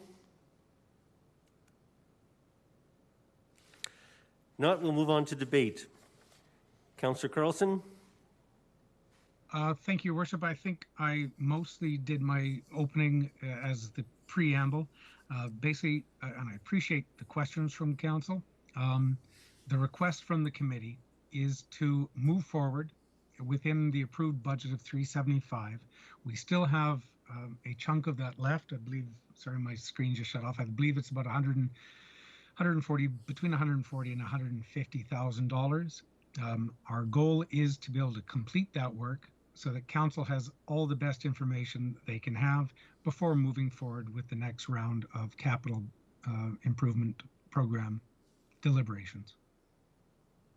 Okay, thank you. Deputy Mayor Miyashiro. Thank you, Mayor Spearman. Thank you, Councillor Carlson. So really, I'll support this fully. Exactly the same as what D34 says. So I'm not sure what the confusion is with my colleagues today. First column of CIP D34, right at the bottom of the description, it says exactly what Councillor Carlson said today about what the Performing Arts Steering Committee wants to do. There's not a deviation, it's slightly different, but it's almost exactly the same, so I will fully support this. Thank you. Anyone else like to speak? Mr. Mayor, I'd like to. Go ahead. Right. Thank you, Mr. Mayor. I will be voting against it, kind of on the same premise of the resolution I brought back 2 weeks ago in regards to putting a hold on any current future projects. Things outside of things being needs, and I consider this more of a want right now. And under these financial circumstances we're under, and the issue of COVID, I can't be supporting this right now, so I will not be supporting this. Okay. Anyone else like to speak?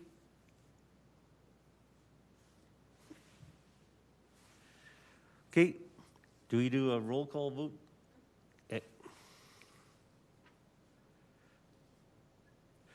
Okay, we're going to do a roll call vote. Councillor Campbell. In favor? Councillor Carlson. In favor. Councillor Coffman. In favor? Councillor Crowson. In favor. Councillor Morrow. Opposed? Councillor Parker. Opposed? Acting Mayor Hagan. Opposed? Deputy Mayor Miyashiro. In favor? Mayor Spearman. In favor?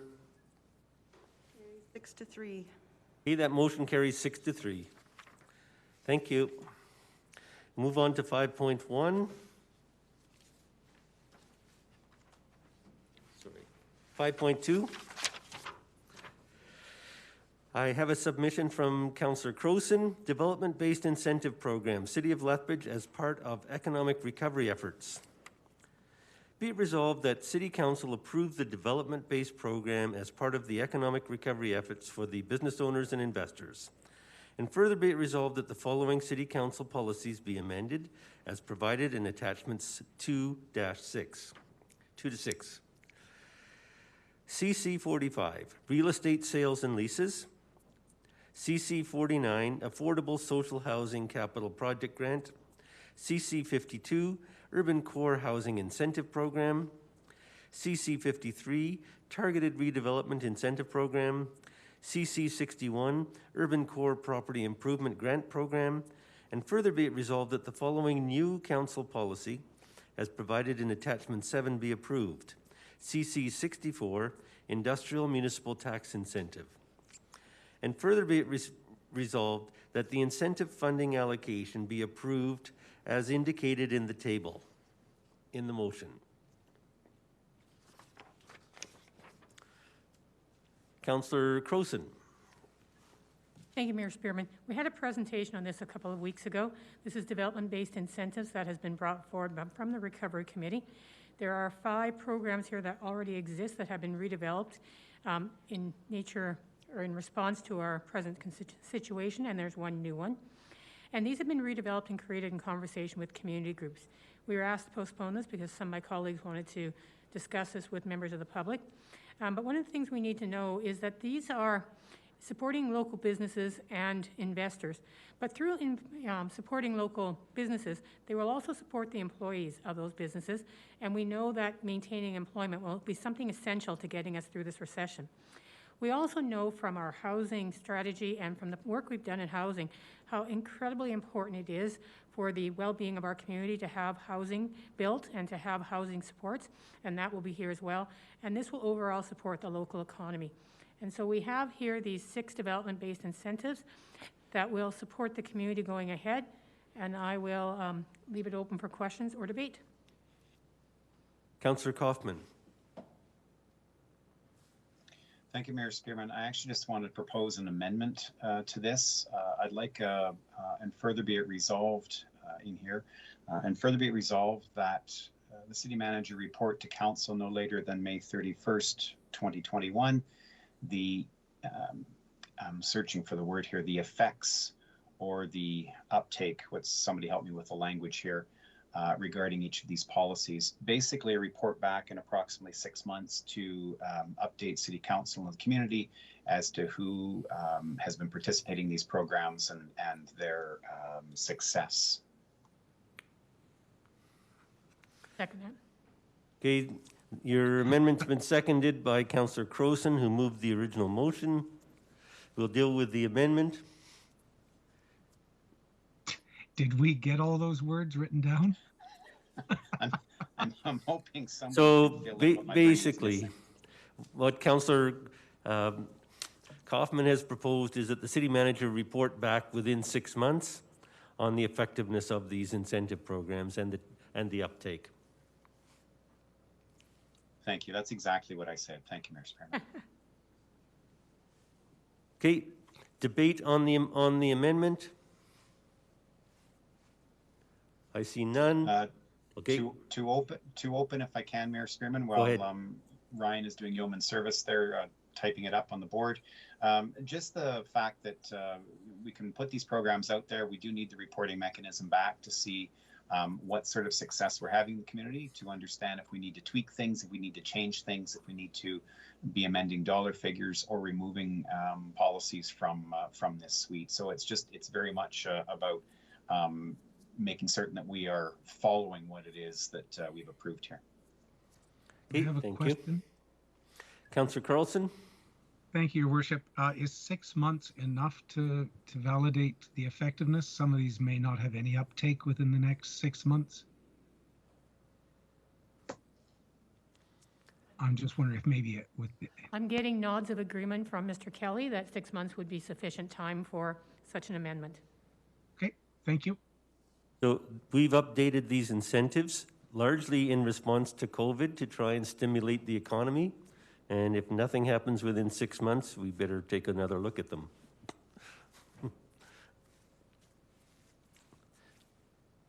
Any further questions? Any debate on the amendment? Okay, call the question. Question's been called. All in favor of the amendment? Are any opposed? There are none. So now we're back to the main motion as amended. Any questions of Councillor Crowson, the mover? I see none. My hand's up, Mr. Mayor. Okay, sorry. It's hard to see that. Do you not see the little, is it hard for you to see the little hands, or are we doing something wrong on this end? It's really hard to see them. Yeah. Okay, thank you. Go ahead, Councillor Morrow. I guess I just need a little bit more clarity, and I'm going to ask this to the city manager, and I imagine it'll go through to the city treasurer. I'm looking at the last further be it resolved that the incentive funding allocation be approved as follows. So then there's several columns under that further be it resolved. What I'd like is an explanation of available funding, what that means, and just to be clear, I think I know what all this is, but I want to make sure that I'm on the same page. So I want to know what that available funding, what exactly does that mean, and where that money is. And I want to know every column of what this means, because I might be interpreting it different than what is intended. So could somebody please go through that and help me out? Mayor Spearman, through to Councillor Morrow. Of all of the funding in that $4 million, the amount that is over and above what has already been earmarked or allocated to date is $1 million from the MRSR. The other three amounts are existing programs that have available funding in them today. So that would be the affordable housing. I'm just going to refer you to the unaudited report at the end of 19. There was the housing fund amount of money. That's the $1.4 million approximately. The urban core property grant is the adaptive reuse initiative from the operating budget. And the urban core housing incentive program is the central business district land acquisition reserve amount of $684,000. So the additional funding for this program, incentive program, is $1 million from the MRSR. Okay, sorry, what, I guess, maybe I'll try and ask, what I'm trying to understand, let me ask it in several ways. What, the extra money then that we as council, if we approve this resolution, would be committing is $1 million from MRSR, and that would go to stimulate the economy, but we don't know where it's going to go. Is that correct? That's correct. So the existing, all of the other funding is existing funding sources to date that we're just proposing to consolidate to be able to leverage some stimulus within the within the community. And so in this ask, there's $1 million from the MRSR over and above what exists today. Okay, so if there was no COVID, under the available funding, we have affordable social housing capital grant of 1.4 million, and then urban core property of 900,000. If there was no COVID, what would that money be earmarked for? Where would it go? It would, it exists today. The affordable housing is a funding source that is available for council to earmark to specific projects.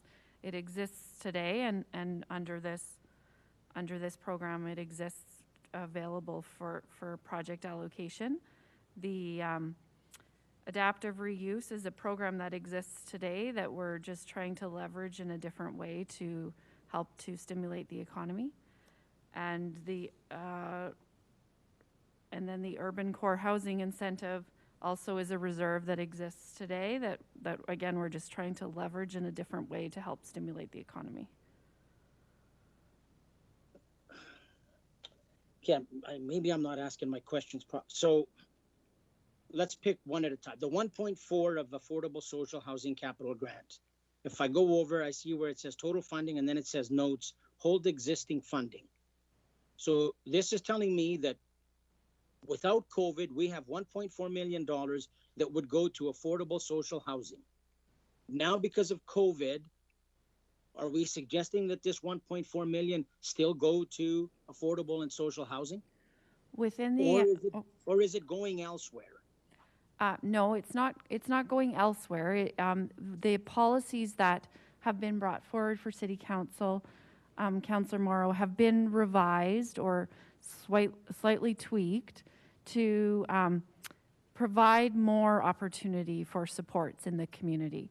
And so there was some restrictions in the past of the existing policies which have been revised or amended to help provide supports in an easier manner.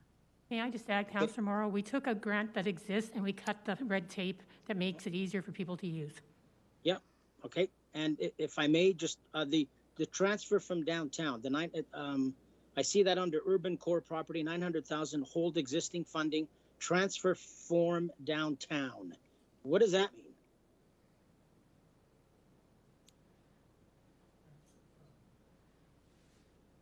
We can't hear you, Councillor Morrow. Oh, why? My mic is, can you hear me now? Yep. So you were cut off in mid-sentence, I'm sorry. Oh, okay. The 900,000 under urban core property improvement grant, I see there on the far right-hand column, it says hold existing funding, transfer from downtown. What does that mean? Transfer from downtown is actually on the one below it. It goes with the urban core housing incentive program. Okay, on my page, it's actually on, okay. So, okay, what does that mean then? We're taking money that was normally going to be used something for downtown, and we're doing what with it? So we were just we were just trying to demonstrate existing funding sources that would be consolidated to provide supports for stimulus funding. And so that is a reserve that exists today. And we're just highlighting where the funding sources would come from to support these initiatives or these policies. Thank you. Kate, any further questions? Kate, there are no further questions. We can move on to debate on the resolution. Thank you, Mayor Spearman. As I said, these are funds that we have set aside, but we have been tweaking the programs. The administration talked to community groups. They talked to Build, they talked to developers, they talked to various groups and said, we have this money, we have this program and policy already in place. Knowing today's situation, knowing the realities we're in, how can we amend these? How can we change these to make them more effective, to actually help you be able to access them better? We know sometimes when we create programs, we create our own issues with it, that we put in, you know, as I said, red tape or something that makes it difficult to actually use. COVID, the recovery, everything is making us look at these in a different light, trying to make sure they're as accessible as possible so that they can actually be used for the purposes they were intended to. So there is affordable social housing, there is urban core property improvement grants, there's housing incentive. And the plan is, the hope is that by making the tweaks we have, these will be used and we will see the benefits to the business, to the investor, to the community if we move forward on these. Thank you. Councillor Crowson. Thank you, Mayor Spearman. I just want to add my full support to these being approved. I know that we had a few quick questions at our previous meeting. I want to add my thanks to our administration for making some of those edits and changes to these so they're very clear.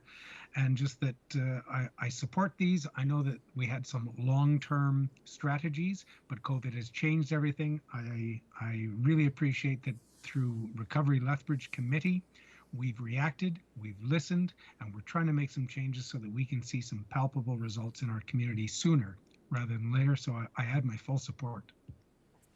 Good. Thank you. Deputy Mayor Miyashiro. Thank you very much, Mayor Spearman. Thank you, Councillor Crowson, for bringing this forward. This is an excellent way to get some development going on in our community. This is a great way of giving people incentive to build and to renew and to spend some money during this time we're in. So I fully support this and thank you for bringing it forward. Thank you. Our business community's been asking for supports. So I think we had 5 different organizations provide input. These incentives have been eagerly awaited. People expressed concern that the incentives were slow in coming and we needed something to stimulate the economy. So I will be supporting this. Everybody's waiting to see what council would approve, and I'm pleased to see them here for a decision today. So I will support this resolution. Thank you. Does anyone else wish to speak?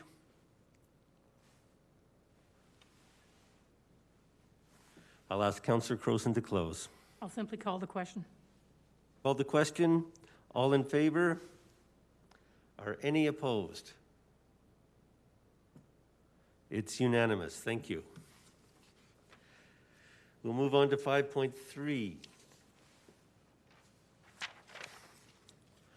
I have a resolution from Councillor Crowson, sponsorship products and programs.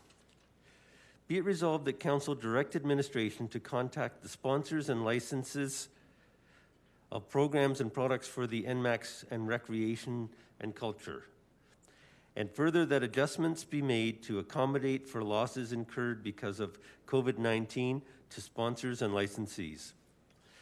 Councillor Crowson. Thank you, Mayor Spearman. This was first brought to Recovery, and then we recommended that it be brought forward here to Council. And what administration has proposed is that they will initiate conversations to determine ways to accommodate for losses for our sponsors and to make adjustments for losses incurred because of COVID-19 to sponsors and licensees. The proposal is to extend the end dates on contract terms to compensate for the loss of time and impact to sponsors and licensees, Fees are proposed to be adjusted for only the time lost to those identified as not renewing and those with contract terms ending within the COVID time. What we're worried about, if we do not start having conversations with our sponsors and licensees, this could actually hurt us in the future. It'll hinder future revenue, and it'll make groups reluctant to work with us again in better times. So one of the things we know we need to do is work with partners during these hard times so that we have those partners in the good times ahead. They have not received the value for which they paid. We need to make sure we have good communication and clarity with them, and that they know that we are working with them in good faith, and that I hope we can move ahead on this sponsorship products and programs resolution. I will leave it open for questions at this time. Are there any questions for Councillor Crowson?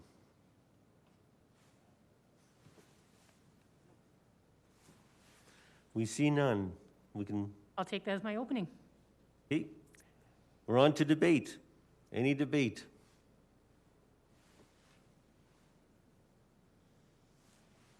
I see none. I'll take that as my closing too then.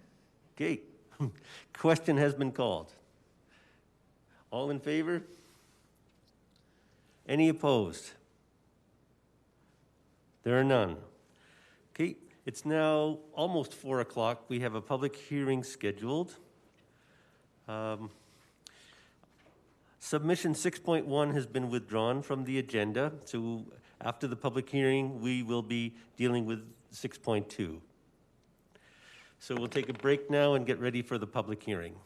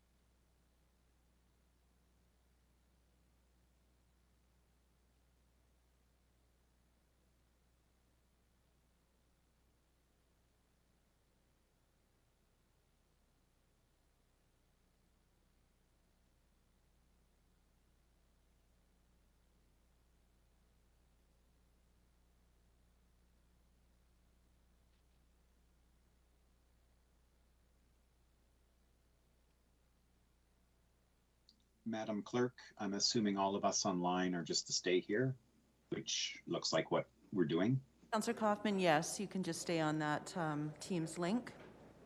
Thank you. We'll be starting in about a minute or two. Thank you.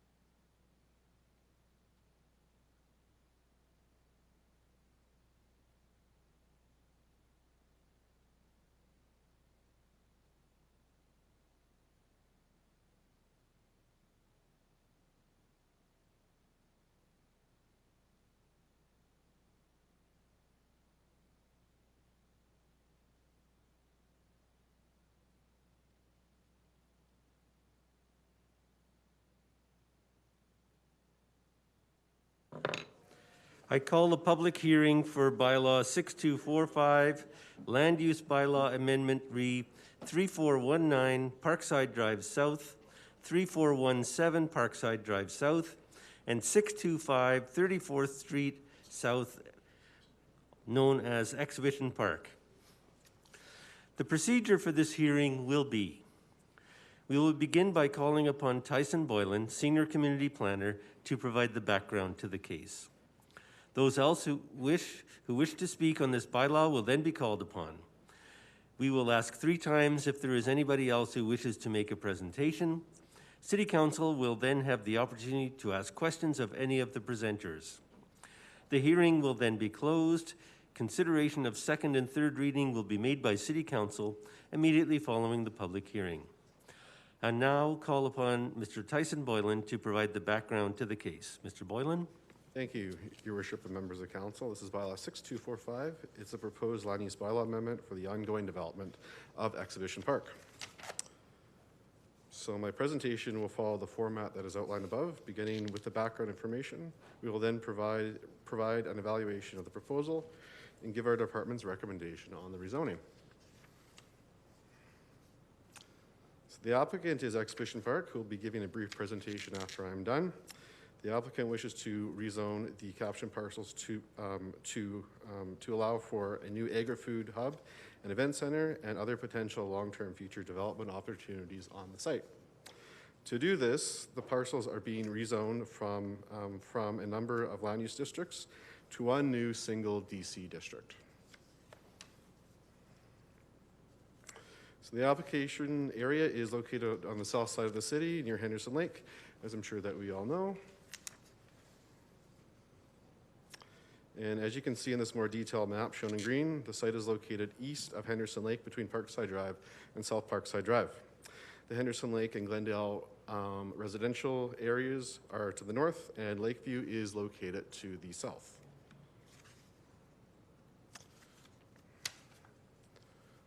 So this amendment area is outlined in green here once again on the aerial photo that was taken in 2019. And this shows the existing features that are on the site. As you can see from the aerial photo, the site is surrounded by Henderson Park and the Henderson Park golf course to the west. Mountain Minerals is located to the north.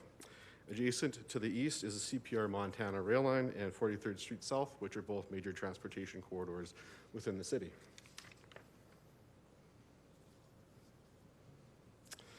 So this photo was taken on the ground, and it's taken looking northeast towards the former Safety City site. Safety City is no longer in operation today, but these parcels are still part of Exhibition Park at this time.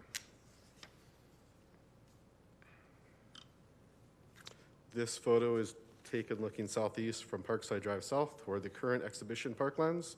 The first photo here shows the former campground in the foreground, and most of Exhibition Park is or extends along Parkside Drive, that is shown here.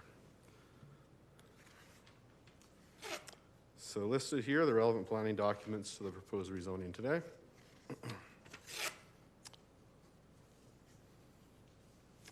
And this shows the existing and proposed land use districts. The map on the left shows the existing zoning that is in the area. And as you can see here, the exhibition facilities are on the bulk of the site. This portion is zoned as PB or public building. The former campground portion is currently zoned as PR. And the 2 parcels that make up the former Safety City site are zoned as DC. These are zoned as DC, or specifically for Safety City in the 1990s. The map on the right shows the proposed direct controlled land use district that will encompass all the parcels now. While the current PB zoning allows for many public related uses, it does not include uses that reflect additional activities and programming that is planned by Exhibition Park for the site. The proposed DC land use district also includes all of the permitted uses that are in the existing PB district right now. It also includes, or it also introduces event center as a new use that will accommodate the proposed agri-food hub and event center in the immediate future. And the proposed DC district also allows for additional commercial related activity or uses that may occur over the longer term future on the site.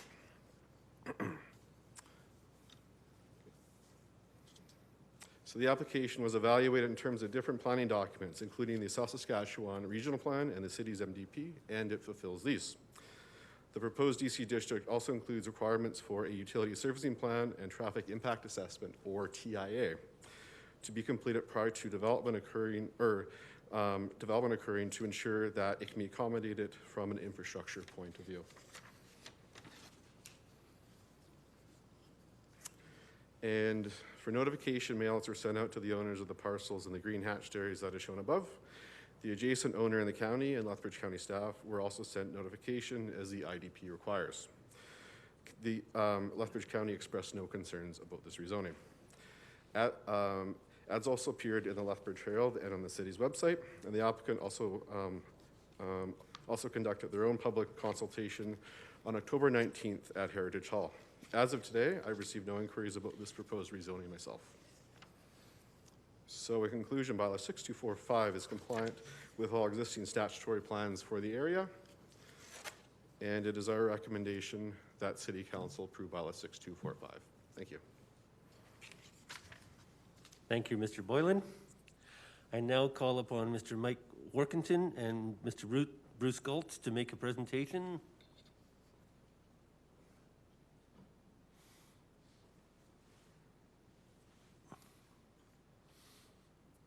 Okay, thank you very much. Good to be back in front of everybody.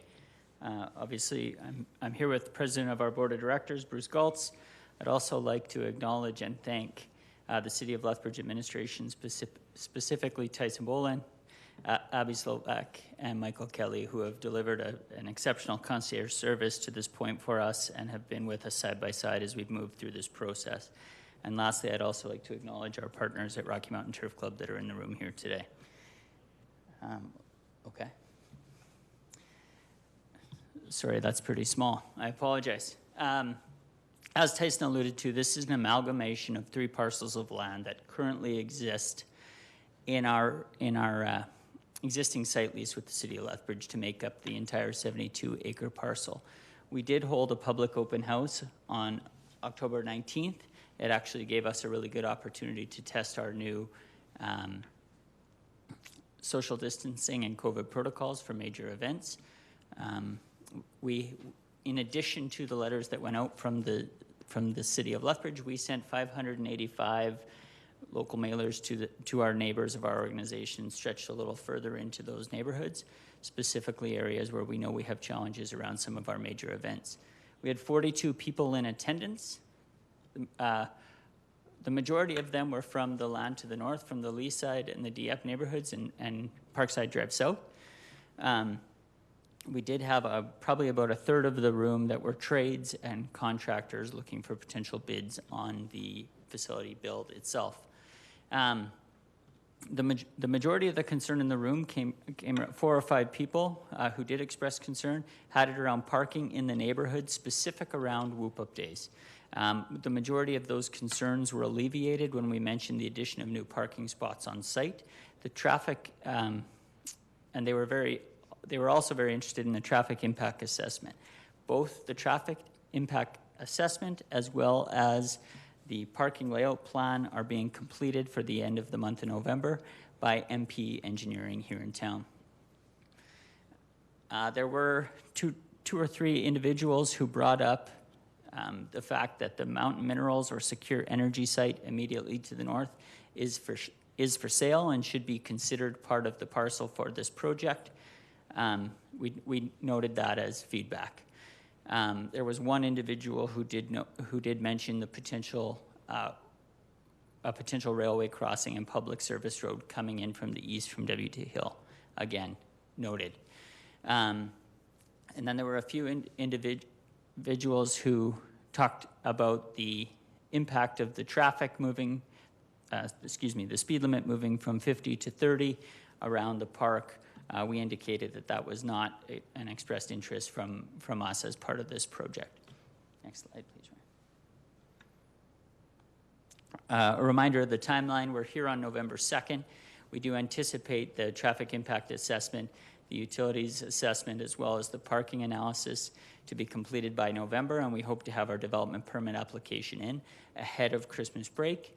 We do anticipate having our building permit complete by the spring of 2021, and we still at this point are on time for a construction start and groundbreaking the first week of April, which would get us into the building on our approximated timeline, either at the very end of 2022 or at the start of 2023.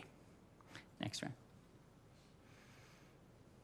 Next one, sorry. Okay, so this is the construction access. As you can see here, there's three entrances to the site. The main gate being where the fire exit is on the west side of Pioneer Park currently. This is already a fire gate, so it does have the rating for heavy duty. As you can see, the impact is coming off of off South Parkside Drive onto Parkside Drive and entering the site from the west. And that is simply related to the asphalt in the site not having the weight capacity to be able to take the weight of the construction materials. The secondary entrance to this will be to bring around construction materials to the north, again using South Parkside entrance off of 43rd and South Parkside Drive to the north. And then the laydown yard mentioned in Gate 3, the Safety City site right now will serve as a laydown yard for potential construction materials that would come to site. This is the plan that we put together that had the least impact to the surrounding communities, as well as our partners at Rocky Mountain Turf Club and our ongoing business. That's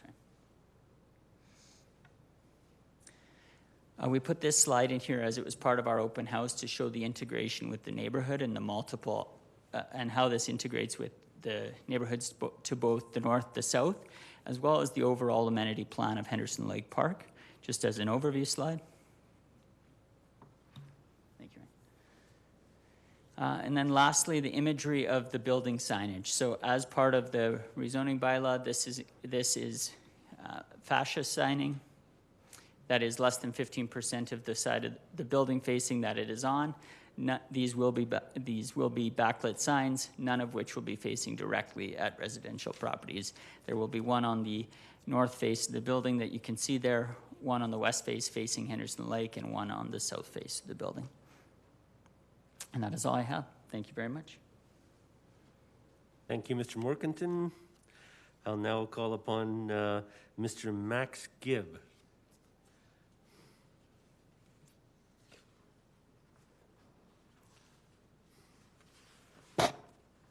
Welcome, Mr. Gibb. Okay. And Mayor and Council, appreciate this opportunity. And I'm pleased to represent Rocky Mountain Turf Club, RMTC. We have leased for the last 25 years a significant portion of the Lethbridge District exhibition property. I wanted to point out today that I have with me a couple of legends. Bob Bartlett, who has helped build this community and is Mr. Hockey and does some consulting with us. And the godmother, the growing godmother of Lethbridge, Italian, Rose Rossi, our general manager. And Joe, it's no challenge because we still believe you're the godfather. So just wanted to point that out. Two shareholders that wanted to be here today, Ron Sakamoto and Art Larson, both had some health issues today, but wanted to point out that they're here and they're supportive to what we're talking about. It's been 25 years. I can't believe or explain how that's happened that long, but RMTC was prodded and encouraged by the Alberta government to take over the responsibility of horse racing for Lethbridge in southern Alberta. And it's been an experience, it's been a fun one. The one thing that I want to point out is and I think that you received the document, but RMT's economic development for Lethbridge in southern Alberta. It's, and this is an independent Saracon company who did an economic study, and we have done $370 million per year in economic benefit to Lethbridge, southern Alberta, supporting rural, tourism, agriculture, employment, and overall economics. We've done $10 million in rent and utilities to Lethbridge and District exhibition. City of Lethbridge, we pay taxes in the amount of almost $1 million over the years, around $65,000 a year. We have 40 full-time employees, 30 part-time employees, and secondary employees of horse trainers of 120, 240 support staff, 350 breeders, and 30 positions during live racing. Total of $1.6 million in community programs, food bank, Red Cross cadets, and we've put in $7.4 million in capital improvements to the leased exhibition grounds over the years. We pay provincial taxes of $1 million and employee over $4 million, and we're great fans and friends of the Blackfoot community. We're the first ever in the world to host a parimutuel warrior relay race.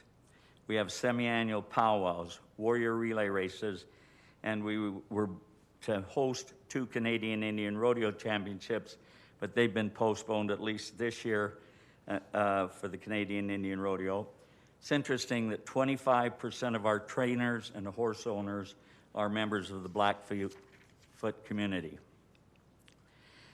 We're very excited about Exhibition Park's development plan and proposed agricultural hub event center.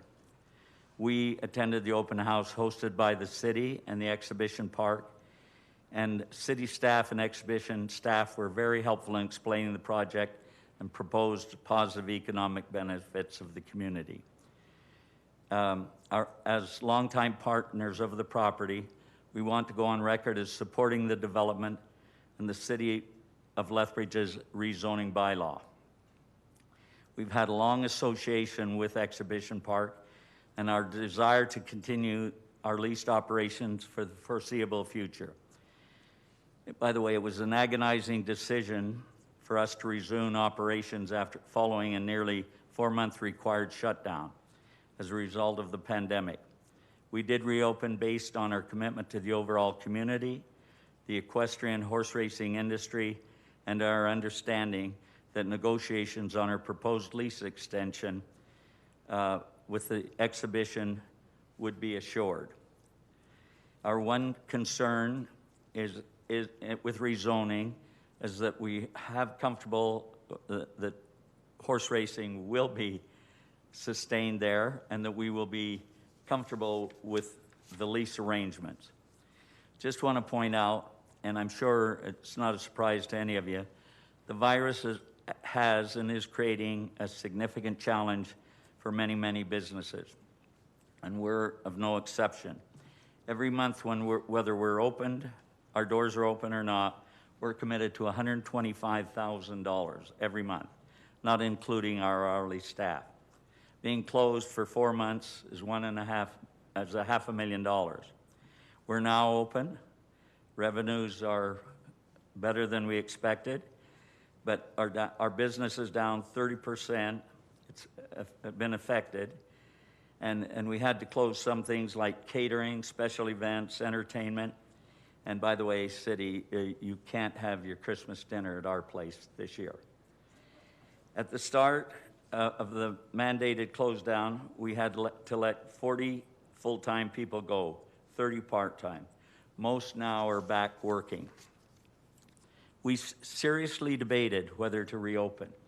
With the unknown, with the cost of closure, with the business being projected to recover slowly, the only thing we want to be assured, we're comfortable, but we want to be assured that our lease will give us enough extension and we'll have enough lead time that if we are to move, we can do it, but we would need a 3.5 to 5 year period. And that's our only concern. Again, with the assurance and wanting to support our horsemen, our community, we're going to stay open. We want to be reassured with the rezoning that that the casino racetrack would need the confidence and period of time because we do believe it's a good thing. Again, we support this significant conference center development and the City of Lethbridge bylaw. and I thank you for this opportunity. And I'll shut up. And actually, considering it's me, you've got to be pretty amazed. Thank you, Mr. Gibb.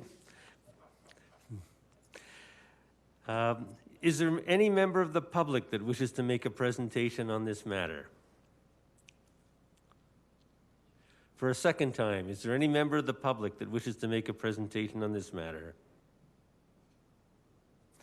For a third and final time, is there any member of the public that wishes to make a presentation on this matter? Hearing no other presenters, it's now time for City Council to ask questions of any of the presenters. I'm going to start with Councillor Parker. Thank you, Mr. Mayor. I appreciate that. I think actually Councillor Carlson was ahead of me, so. No, he's not. He's after you. Okay, thank you very much. My question is for Mr. Gibb, if possible, if you could just come to the microphone. First of all, thank you to everyone for your presentations. Mr. Gibb, you sound very optimistic and you sound in support of the proposal, but there seems to be a question or a concern regarding an underlying issue regarding the lease. And you kind of have that as a little sidebar once in a while. Can you explain a little bit more about your concern? Is it an issue of certainty? We're limited presently, informally, to May 1st, 23. We had started negotiations to extend that. That's a year ago, that was a comfortable position, and there was confidence that we would come to an extension of the lease, particularly for an additional time of to December 31st, 24, and that is the period the exhibition presently has with the city. And so I was assured I would have that time, and also a recommendation that they would extend it for another 5 years. So unfortunately, based on the rezoning and the timing of the exhibition, the only thing I'm assured right now is an existing lease to May 1 of 23, though administration had promised me till December 31st, 24 with a recommendation for 5 years. So with the bit of complication of the rezoning, I just want to be assured that I would have a reasonable lease period and or would need to look to move the racino and the racetrack. Thank you for your answer. My question is, how is this relevant to the zoning? Is it a separate issue, or is it relevant to the zoning in regards to what we'll be deciding today? Well, because it's the discussions I've had, because it's in a rezoning, there's not really been a comfort level to assure the lease, because the rezoning will be changing. So all I want to be comfortable that we have at least the 4.5 or the 8.5 year period. And, thank you very much. And it's sort of been put on hold because of the rezoning. Thank you very much. If I may, Mr. Mayor, to Mr. Lowen, our city solicitor, do you have any opinion or any idea of where we are on this and how it's relevant to this? I see Mr. Kelly has his hands up and might be able to offer a more detailed response than I could. Thank you. Yeah. Actually, I think these dates are really really important to us as a business, and we've tried to move it along, but the rezoning has put it in a bit of a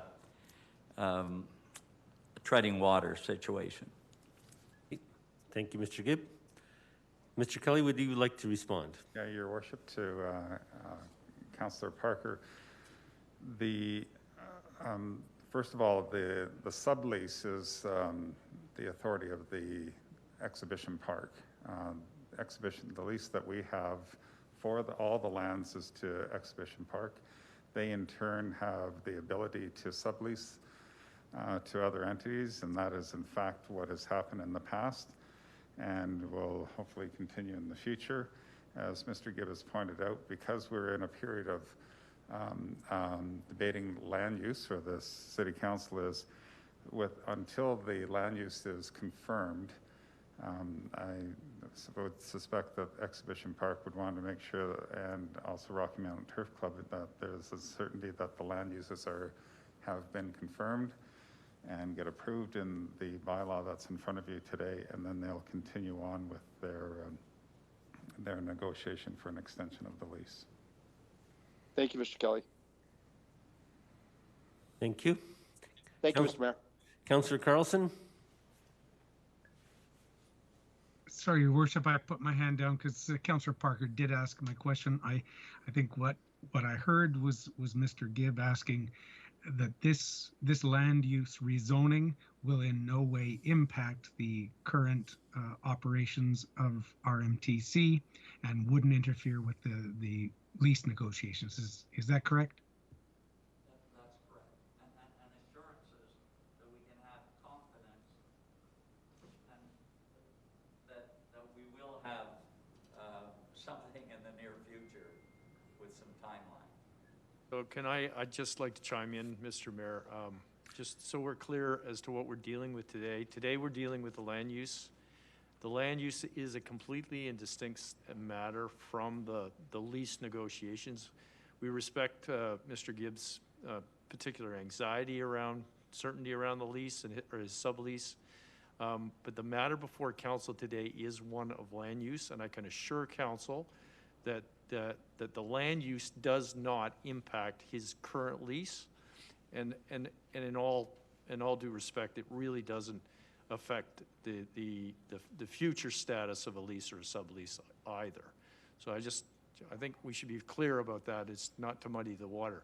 There's no mechanism by which the land use is in fact a vehicle by which he would get greater assurance about a future outcome for the lease.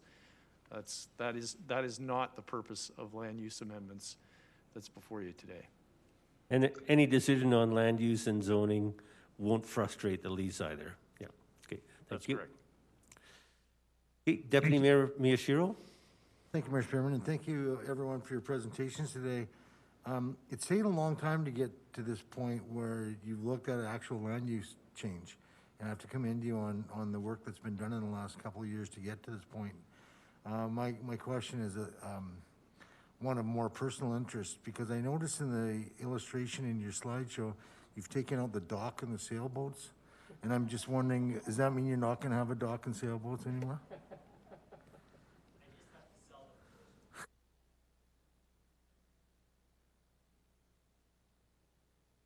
I think that's also irrelevant to the application today.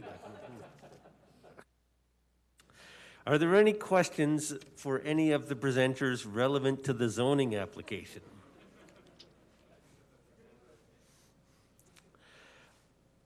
I see none.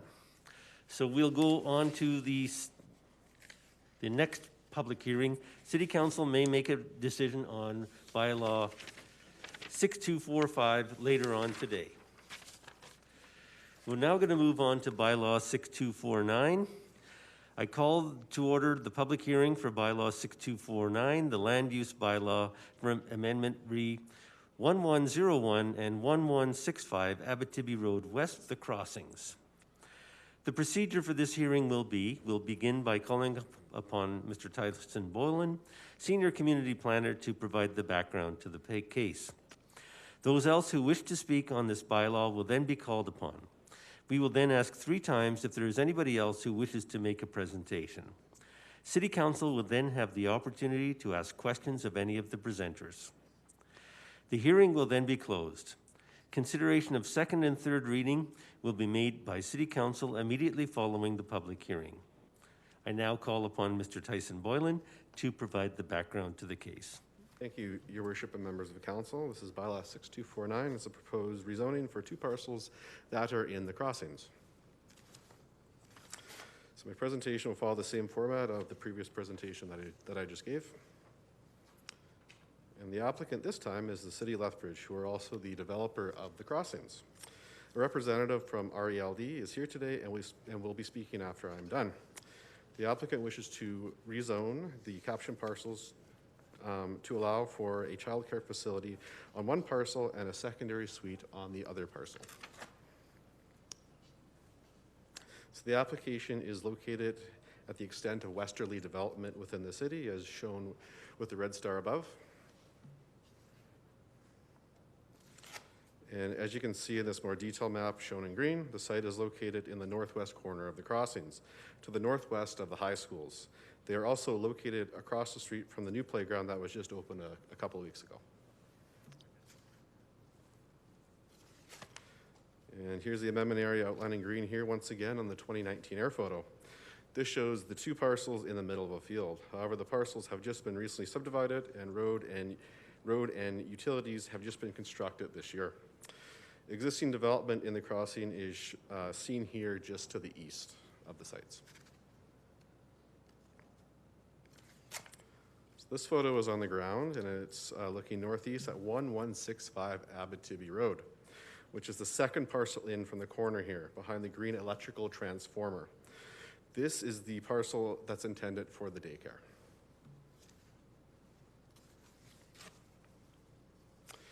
And this photo is looking east directly at 1101 Abitibi Road. It is on the corner with a lane on two sides that is shown here. And this one's intended to be for a house with a secondary suite on it. So listed here are the relevant planning documents to the proposed rezoning today. And this, the amendment area is located in the northern portion of the West Lethbridge Phase 2 area structure plan as shown. According to this plan, the general area is for low-density residential development. And shown here is the area in the context of the Benton Crossing outline plan.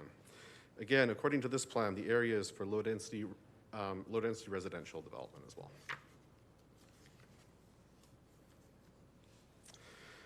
So the map on the left here shows the existing RCL district that does not allow for childcare facilities or for secondary suites.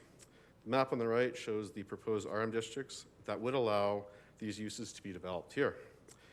As you can see, the most northerly parcel is located next to an already existing RM lot. If this amendment is approved, these two parcels are proposed to be consolidated with a daycare developed on the combined parcel. The southern parcel shown here is the location of the proposed single-family home with a secondary suite. Secondary suites need one extra parking stall, and putting them on parcels such as this with lanes on two sides means that that additional off-street parking can potentially be accessed from the side or the rear of the parcel. So the application fulfills the policies of the regional plan and the MDP in regards to increased density, offering affordable housing types, and locating amenities such as childcare to meet the increased demand from a growing population. The municipal housing strategy also identified secondary suites as one way to help provide for a diverse housing stock within the city. And in terms of the governing ASP and outline plan, the proposed amendment is also in compliance with their policies. And the developer also worked with city staff to ensure that the intended development could be accommodated in this area.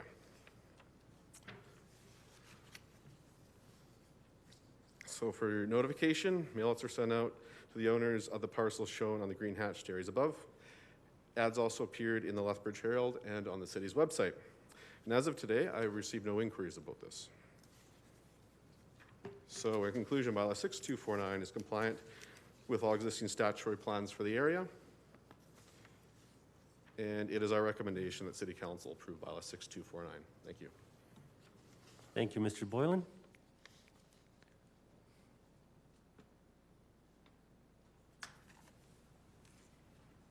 I now call upon the applicant for the City of Lethbridge, Ms. Abby Slovak, to make a presentation.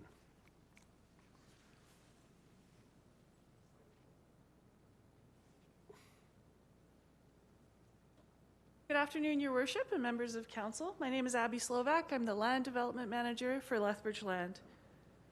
just going to bring up slide 12 here for the map. In the community of Crossings, we've worked really hard to create an environment where residents can really live, work, shop, play, and learn, and building a complete community.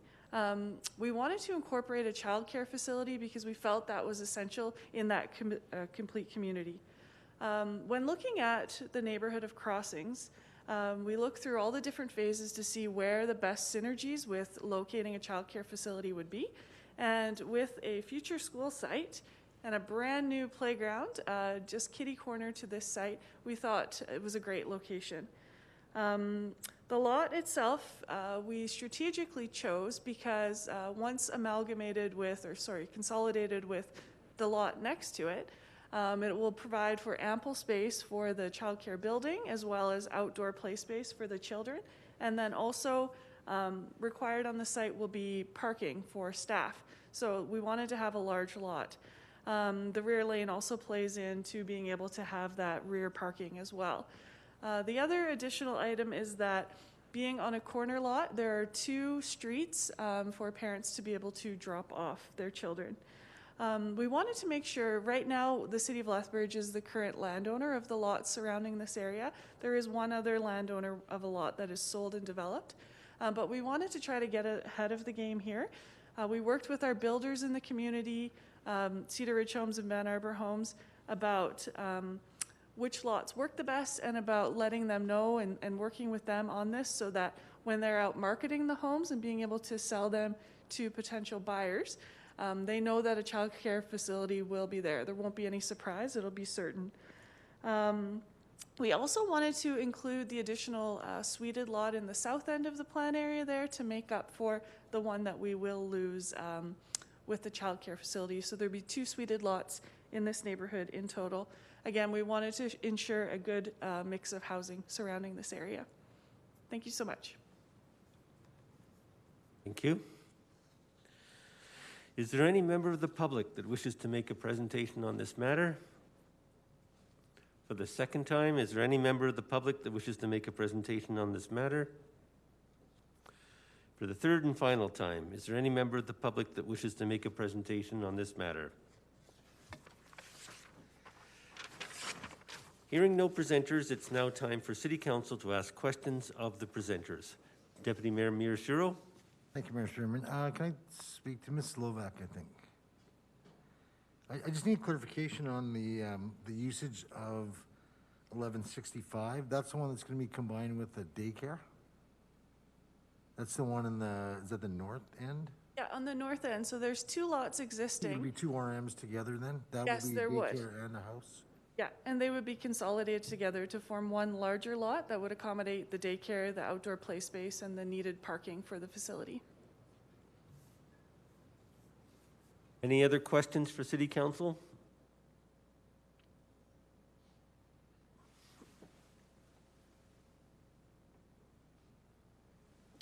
None? Okay.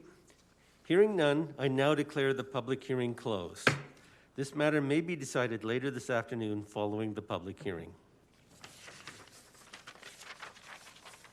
Okay,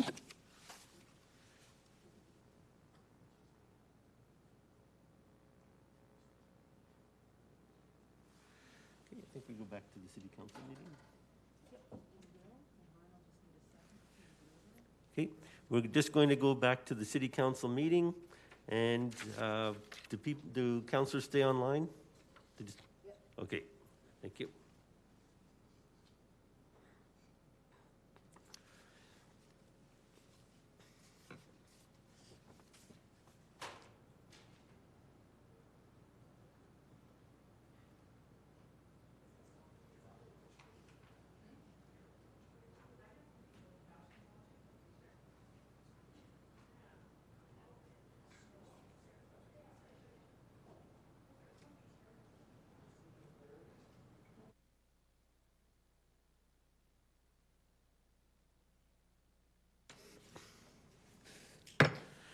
Okay, we're ready to resume the City Council meeting. We're in submissions. And 6.2, Lethbridge Shelter and Resource Centre lease agreements. I have a resolution from Councillor Crowson. Be it resolved that City Council approve the Calgary Alpha House Society lease agreement for the homeless shelter program as in attachment 1. 2, the Calgary Alpha House Society lease agreement in talks program as in attachment 2. And 3, the Lethbridge Soup Kitchen Association lease agreement soup kitchen program as in attachment 3. And further be it resolved that Council authorize the city manager and the city clerk to sign the respective agreements. Councillor Crowson. Thank you, Mayor Spearman. As I'm sure my colleagues know, City of Lethbridge owns the Lethbridge Shelter and Resource Centre building, and we have agreements with the operators of that site. The new leases will provide current relevant language and reflect the current City of Lethbridge practices, and we are looking to have leases signed with those 3 organizations. I will open with that and see if there's any questions. Any questions from Council?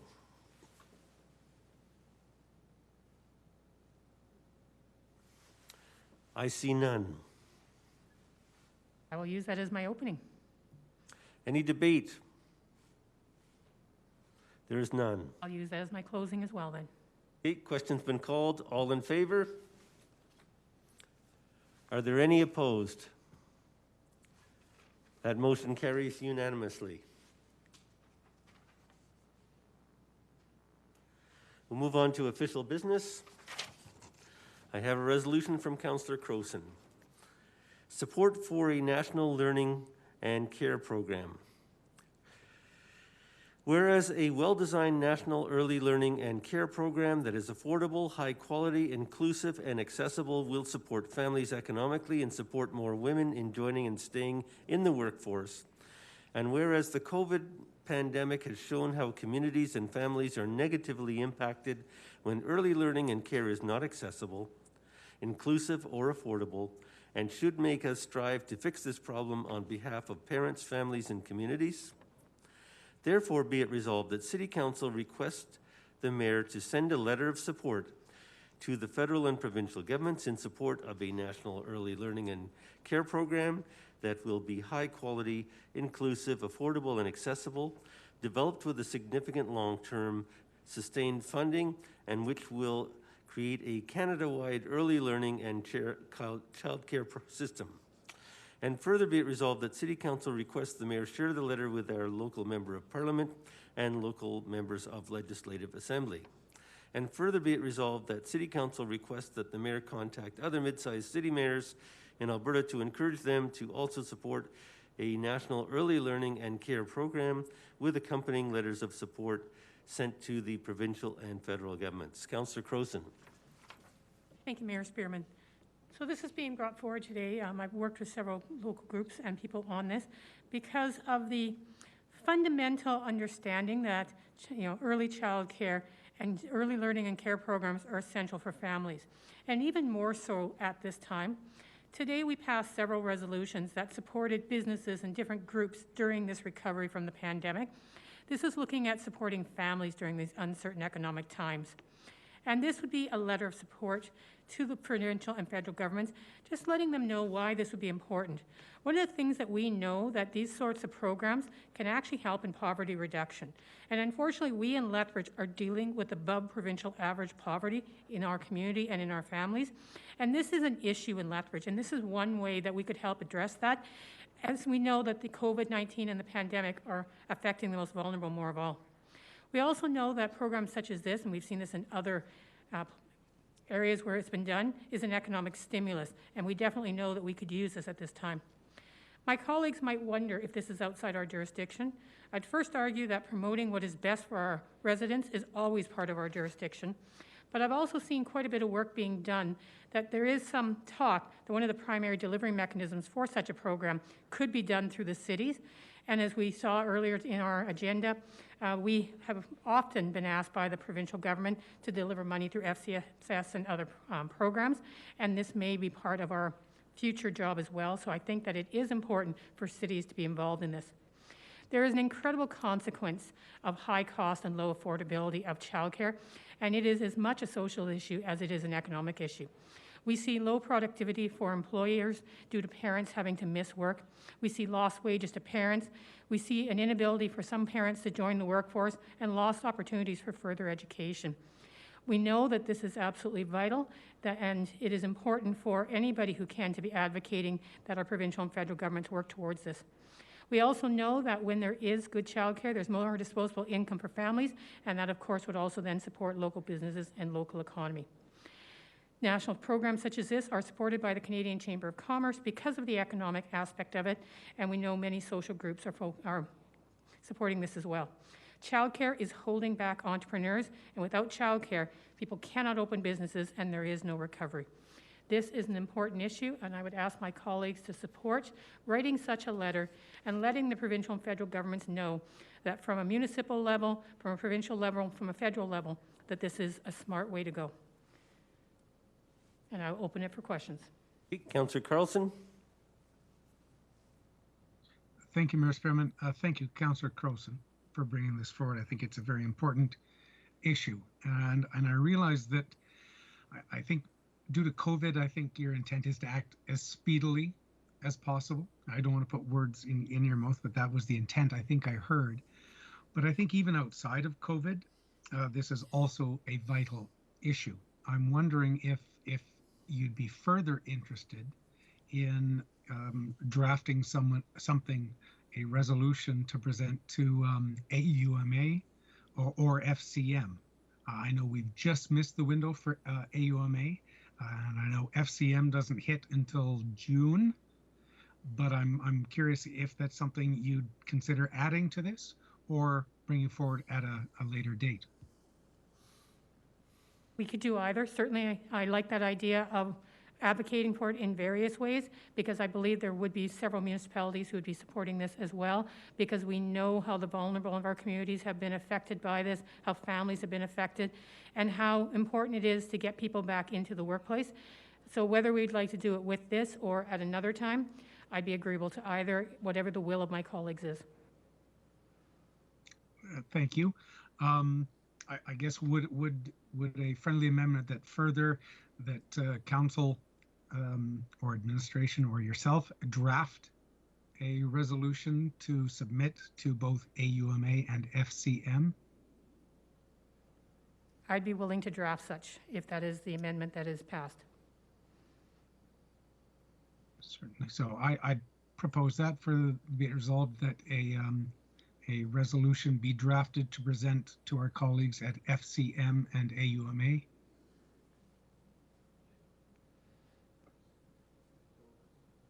And I believe the intent of that is just so we don't forget to do it in the meantime, because I believe it would be necessary to bring that back to council to approve once the motion is drafted or the resolution is drafted.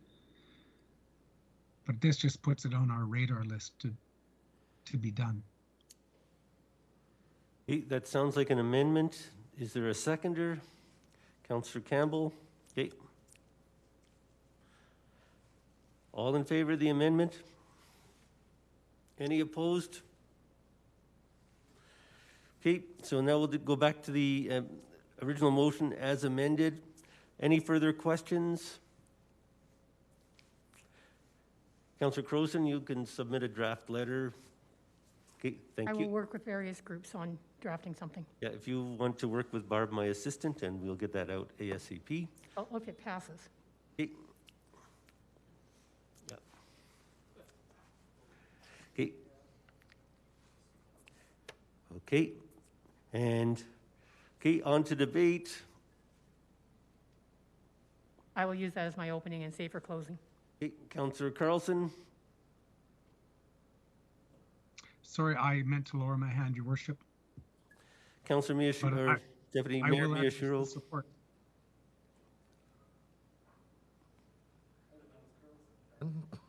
I think so. Deputy Mayor Miyashiro. Thank you.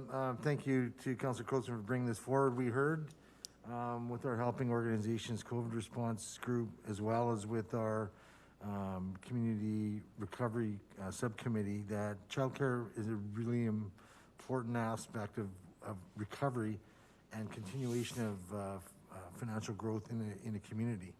We know that if this is also a really a gender-based thing, because it's often the woman have to stay home, and what this does, if we don't have adequate childcare, it takes women out of the workforce, and it takes them too long to catch back up. So I will fully support this. I will support that we go to AUMA and FCM with this, and thank you very much for bringing this forward. Anyone else wish to speak? I see no one. I'll ask Councillor Crowson to close. As I mentioned earlier, I believe it is our responsibility to advocate on behalf of our residents. Here is something that has social benefits and economic benefits, and I will ask my colleagues for their support. I'll call the question. Question's been called. All in favor? Any opposed? I'll treat that as unanimous. Thank you. We'll move on to bylaws. Bylaws 6236, Area Redevelopment Plan Adoption, Westminster Area Redevelopment Plan, moved by Councillor Morrow, and I know there's going to be an amendment from Councillor Coffman. So for second reading, be it resolved that bylaws 6236, Area Redevelopment Plan Adoption, Westminster Area Redevelopment Plan be given second reading. Councillor Morrow. I suggest that we just go on to Councillor Coffman's amendment. Okay, Councillor Coffman, your amendment. I can read it if you like. I've got a written copy of it. Thank you, Mayor Spearman, if you could. Okay, amendments to bylaw 6236. Area Redevelopment Plan, Westminster Area Redevelopment Plan. Be it resolved that City Council add the following as the second paragraph to Section 5, Plan Implementation and Monitoring. The Westminster Village Committee, WVC, and the residents of the neighborhood have the best understanding of the character of the neighborhood matters relating to planning and development, social issues, infrastructure, etc., that have the potential to impact neighborhood character should be referred to the WVC for engagement and feedback as per the notification requirements of the land use bylaw or the community engagement strategy as applicable. And further be it resolved that under policy interpretation, City Council add the words "the plan" to the sentence where specific direction is used, such as the built form policies and the general policies. The plan must be exactly followed. And further be it resolved that under policy interpretation, City Council remove the words "however, the direction may be deviated from only in efforts to realize the land use concept while still achieving the general intent of the statement," and replace with the statement with "exceptions would require an amendment to the plan."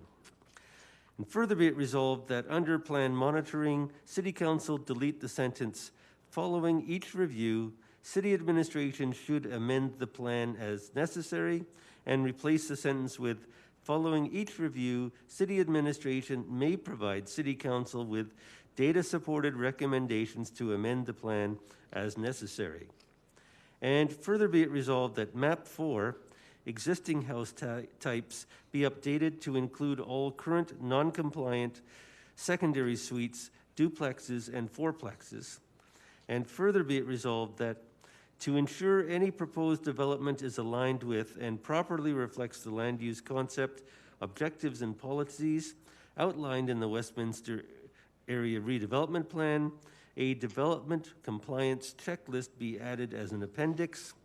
And further be it resolved that these amendments to the plan be made prior to third reading, and that third reading of this bylaw be held no later than May 31, 2021. Councillor Coffman. Thank you, Mayor Spearman, and thank you to my colleagues for entertaining. This is presented as one amendment, but we can certainly go through each point individually and have a motion to divide if people are concerned. as I was reviewing the Westminster area redevelopment plan, I actually had it open right beside the London Road neighborhood redevelopment plan, a document that we approved 2 years ago, I believe. And I recognize that every neighborhood is different. Every neighborhood has its own unique flavor. It has its own opportunities and challenges. But I was very much struck by the fact that the two plans side by side don't necessarily afford the same level of certainty for the Westminster Area Redevelopment Plan that is provided for in London Road. So any language that you see in here is actually taken verbatim from the London Road Area Redevelopment Plan, and I've just taken out the appropriate or applicable designation, removed London Road Neighborhood Association, put in Westminster Village Committee. And again, the idea is to create some equity, some parity between our area redevelopment plans, because for as much as people may travel through these areas, they may go to a neighborhood to work. There are people who actually live in these neighborhoods that on Sundays and after hours and on holidays actually deal with everything that goes on in their community, goes on in their neighborhood. So it's about bringing this sort of parity. So I don't know, Mayor Spearman, if you want me to address each on an individual basis or just open it to questions, which might be the easiest. We'll start with opening it up to questions.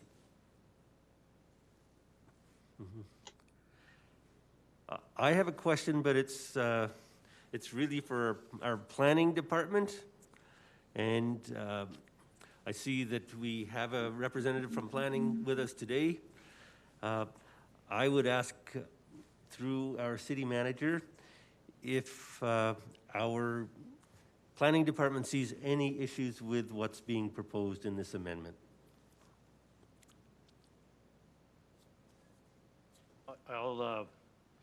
We've taken a look at the proposals or the suggested amendments.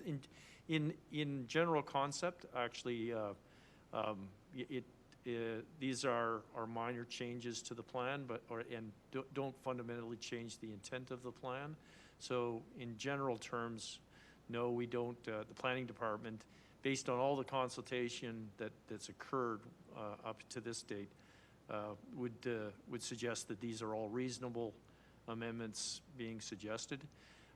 We do have we have a concern about the mapping, and in so far as a current state map in terms of identifying non-conforming or illegal units is a bit of a moving target, and the information by which we rely upon that is typically accessible, and it's FOIPable, and it resides within city records. So to the extent that in fact is what Councillor Coffman is suggesting that we do, I think that is doable, and that map can be updated accordingly. But if I could ask Councillor Coffman just to provide some clarification with respect to what his expectations are with respect to map 4. Okay, thank you.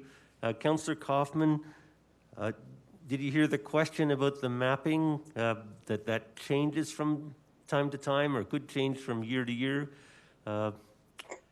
What is your expectation in terms of the accuracy of the map? Excellent, thank you, and thank you, Mr. Hawkins. I appreciated the response. Absolutely, I recognize that the map ends up being a snapshot in time.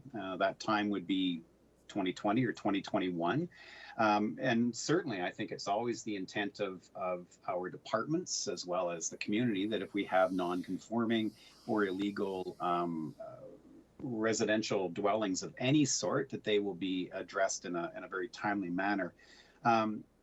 2 points, however. First of all, does state under policy implementation, I believe, talks about redoing the plan. That actually might be under process and monitoring at the end, but talking about reevaluating the plan after 5 years and the potential to update things, which would include the map. Here's why the map is significant. It's clearly addressed because it's stated several times in the ARP itself that there are things like secondary suites and fourplexes, duplexes that have been built without proper development permits and exist as non-compliant properties. If we don't take those dwellings into consideration when we're asked to do a rezoning, what we end up seeing is a map of only those dwellings that conform. We actually miss out on the bulk of what is going on in terms of housing there. By identifying what doesn't conform by what has been built without proper permits, we actually get a more realistic snapshot in time. It also gives us an objective or a goal. It gives us something in over the course of 5 years to look and say, yeah, we've been checking these things off. It provides certainty to the community, for sure. It provides certainty to the governing body. Like I say, if something comes forward for a rezoning, we can actually look and at least see in 2020, in the fall of 2020, what existed. We can ask questions then about whether or not these non-conforming properties have been addressed. We have a factual or a more factual understanding of the density of what's going on a particular neighborhood, in a street, in terms of parking, in terms of pedestrian movement, things of that nature. So it really does help inform everybody, and it provides a much more realistic picture of what's happening in Westminster. Okay, so my further question would be, we want to have the confidence of the Westminster Village Committee, and we want to give administration every chance for success with respect to this map. So would there be a requirement for the Westminster Village Committee to provide their input so that administration can consider that as they update the map? The last thing we want is to have administration prepare a map and then have people say, well, we know twice as many places that are non-conforming or have non-compliant secondary suites. So how do we get to the point where there's trust and confidence in the map that is created? Yeah, go ahead. Thank you, Your Worship, for that question. So I haven't had the opportunity to speak with City Solicitor regarding the concern regarding Map 4. And I guess from our perspective, using our data, it is data that the landowner agrees is public. So if we were using different data that isn't city data and a landowner objects to having their property information displayed in a public plan that is approved by council, I don't know exactly where that leaves us. So that's the concern in terms of the data source. I think there are probably ways to work around that. We do have 6 months in order to figure that out. Perhaps it's putting the map in the appendix, so it's not actually part of the plan, but yet we can still use it as a benchmark in terms of the implementation strategy. So that was just a little bit of the concern, was the source of the data and making sure that landowners whose properties are being identified, they also have rights, and we have to be considerate of that as well. So that's what we need to work out with our city solicitor. Okay, I do appreciate that. And Councillor Coffman, it's possible that some of the stakeholders may not agree with the eventual map because of those legal nuances. Well, thank you, Mayor Spearman, and I completely understand that, and that was definitely part of my consideration. I recognize that we're not going to get 100%, but you know, if we can get 95, that actually is a bunch more ahead of where we are. Ms. Gehring has obviously thought this through, and I trust her understanding and her knowledge and her processes in terms of being able to get as complete a picture as possible, and doing it in respect of freedom of information protection and privacy legislation as well. So I'm satisfied with what I heard from Ms. Gehring, and I'm certain that she's going to reach out to Westminster Neighbourhood Association and Westminster Village Committee and get as much information from them that she can as well. So I'm quite satisfied by that response. Thank you. Okay, thank you. Are there any further questions from council?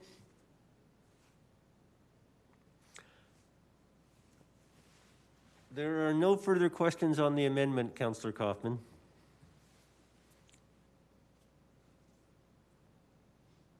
Thank you, Mayor Spearman.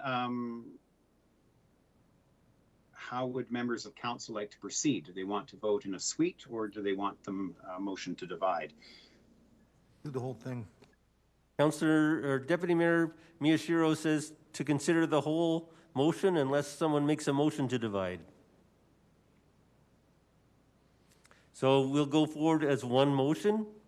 Does anyone wish to divide? I see no one. Please proceed, Councillor Coffman. Thank you, Mayor Spearman. I think it's fairly self-explanatory. We've heard Mr. Hawkins identify that these are very doable. They don't have a negative consequence or negative impact. In fact, they're going to strengthen the document. And this is really about providing something that the community can be proud of and provide the certainty for the community, for those who own businesses, those who wish to develop, and those who interact with the community in sport and recreation manners. So very excited about the opportunities and would ask my colleagues to support the amendments. Okay, question's been called on the amendment. All in favor? Are any opposed? That's unanimous. Thank you. Now we're back to the main motion as amended for second reading. Councillor Morrow. Well, after listening to Councillor Coffman debate the amendment, I think he pretty much said it all. This is a neighborhood that I think we need to do whatever we can, and I think this is probably the one of the best plans that we can to ensure that the people in this neighborhood feel like they're being heard, and that we're doing our best to make it a very welcoming neighborhood and equal to other neighborhoods in our community. So I ask for council support. Okay, so we'll proceed with second reading. Question's been called on second reading.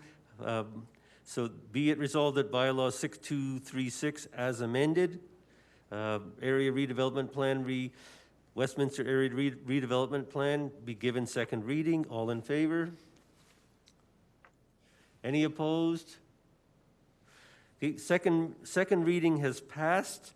The amendment requests that third reading of the bylaw be held no later than May 31st, 2021. So we'll consider third reading when the information is available.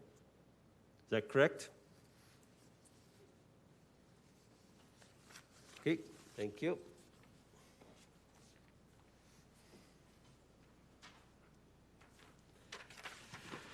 Sorry, Mr. Mayor. Yes. I don't understand. Why are we not doing third reading? Because the amendment said, there was a clause in the amendment that said third reading not take place until May 31st, no later than May 31st, 2021. Okay. All right. Thank you.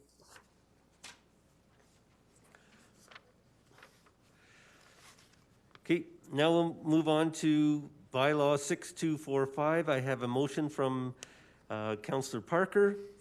Land use bylaw amendment read 3419 Parkside Drive South, 3417 Parkside Drive South, and 625 34th Street South, Exhibition Park. For second reading, be it resolved that bylaw 6245 Land Use Bylaw Amendment read 3419 Parkside Drive South, 3417 Parkside Drive South, and 625 34th Street South, Exhibition Park be given second reading. Councillor Parker? Thank you very much, Mr. Mayor. And as most members of council know, we went through a public hearing process just a few minutes ago. And during that process, we didn't hear really any issues of opposition in regards to this redevelopment. And this, if this passes, this is just another step closer in getting the redevelopment, the final approval in regards to getting it moving forward. We didn't hear any opposition. We have no letters of opposition. And so I want to wish them the best of luck. And I appreciate the comments of Mr. Gibb, but I do believe that those issues are outside of the scope of what we were deciding at the time. So I would ask for council support. Okay, thank you. Any debate from council? I see none. Question's been called. All in favor? Any opposed? There are none. It's unanimous. And for third reading, be it resolved that bylaw 6245 be given third reading and the mayor and city clerk be authorized to sign and seal the same. Councillor Parker? Question? Question's been called. All in favor? Any opposed? There are none. Carried unanimously for second and third reading.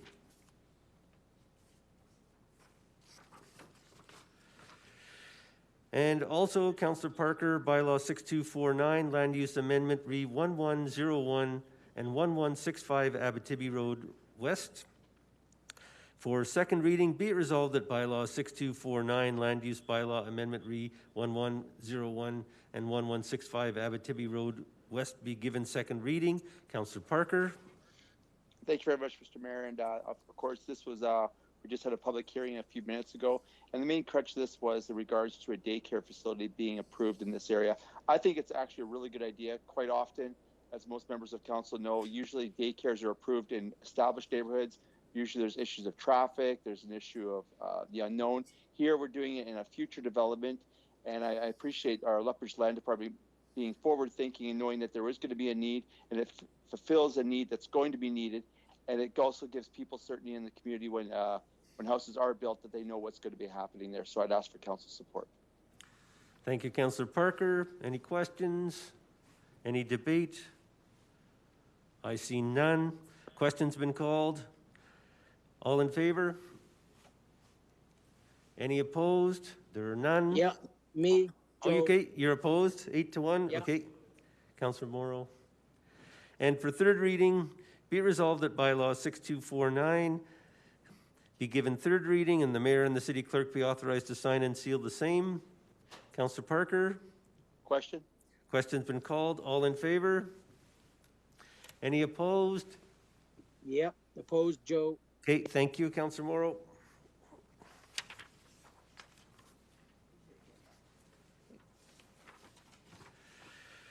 Okay, now we'll move on to inquiries. Any inquiries?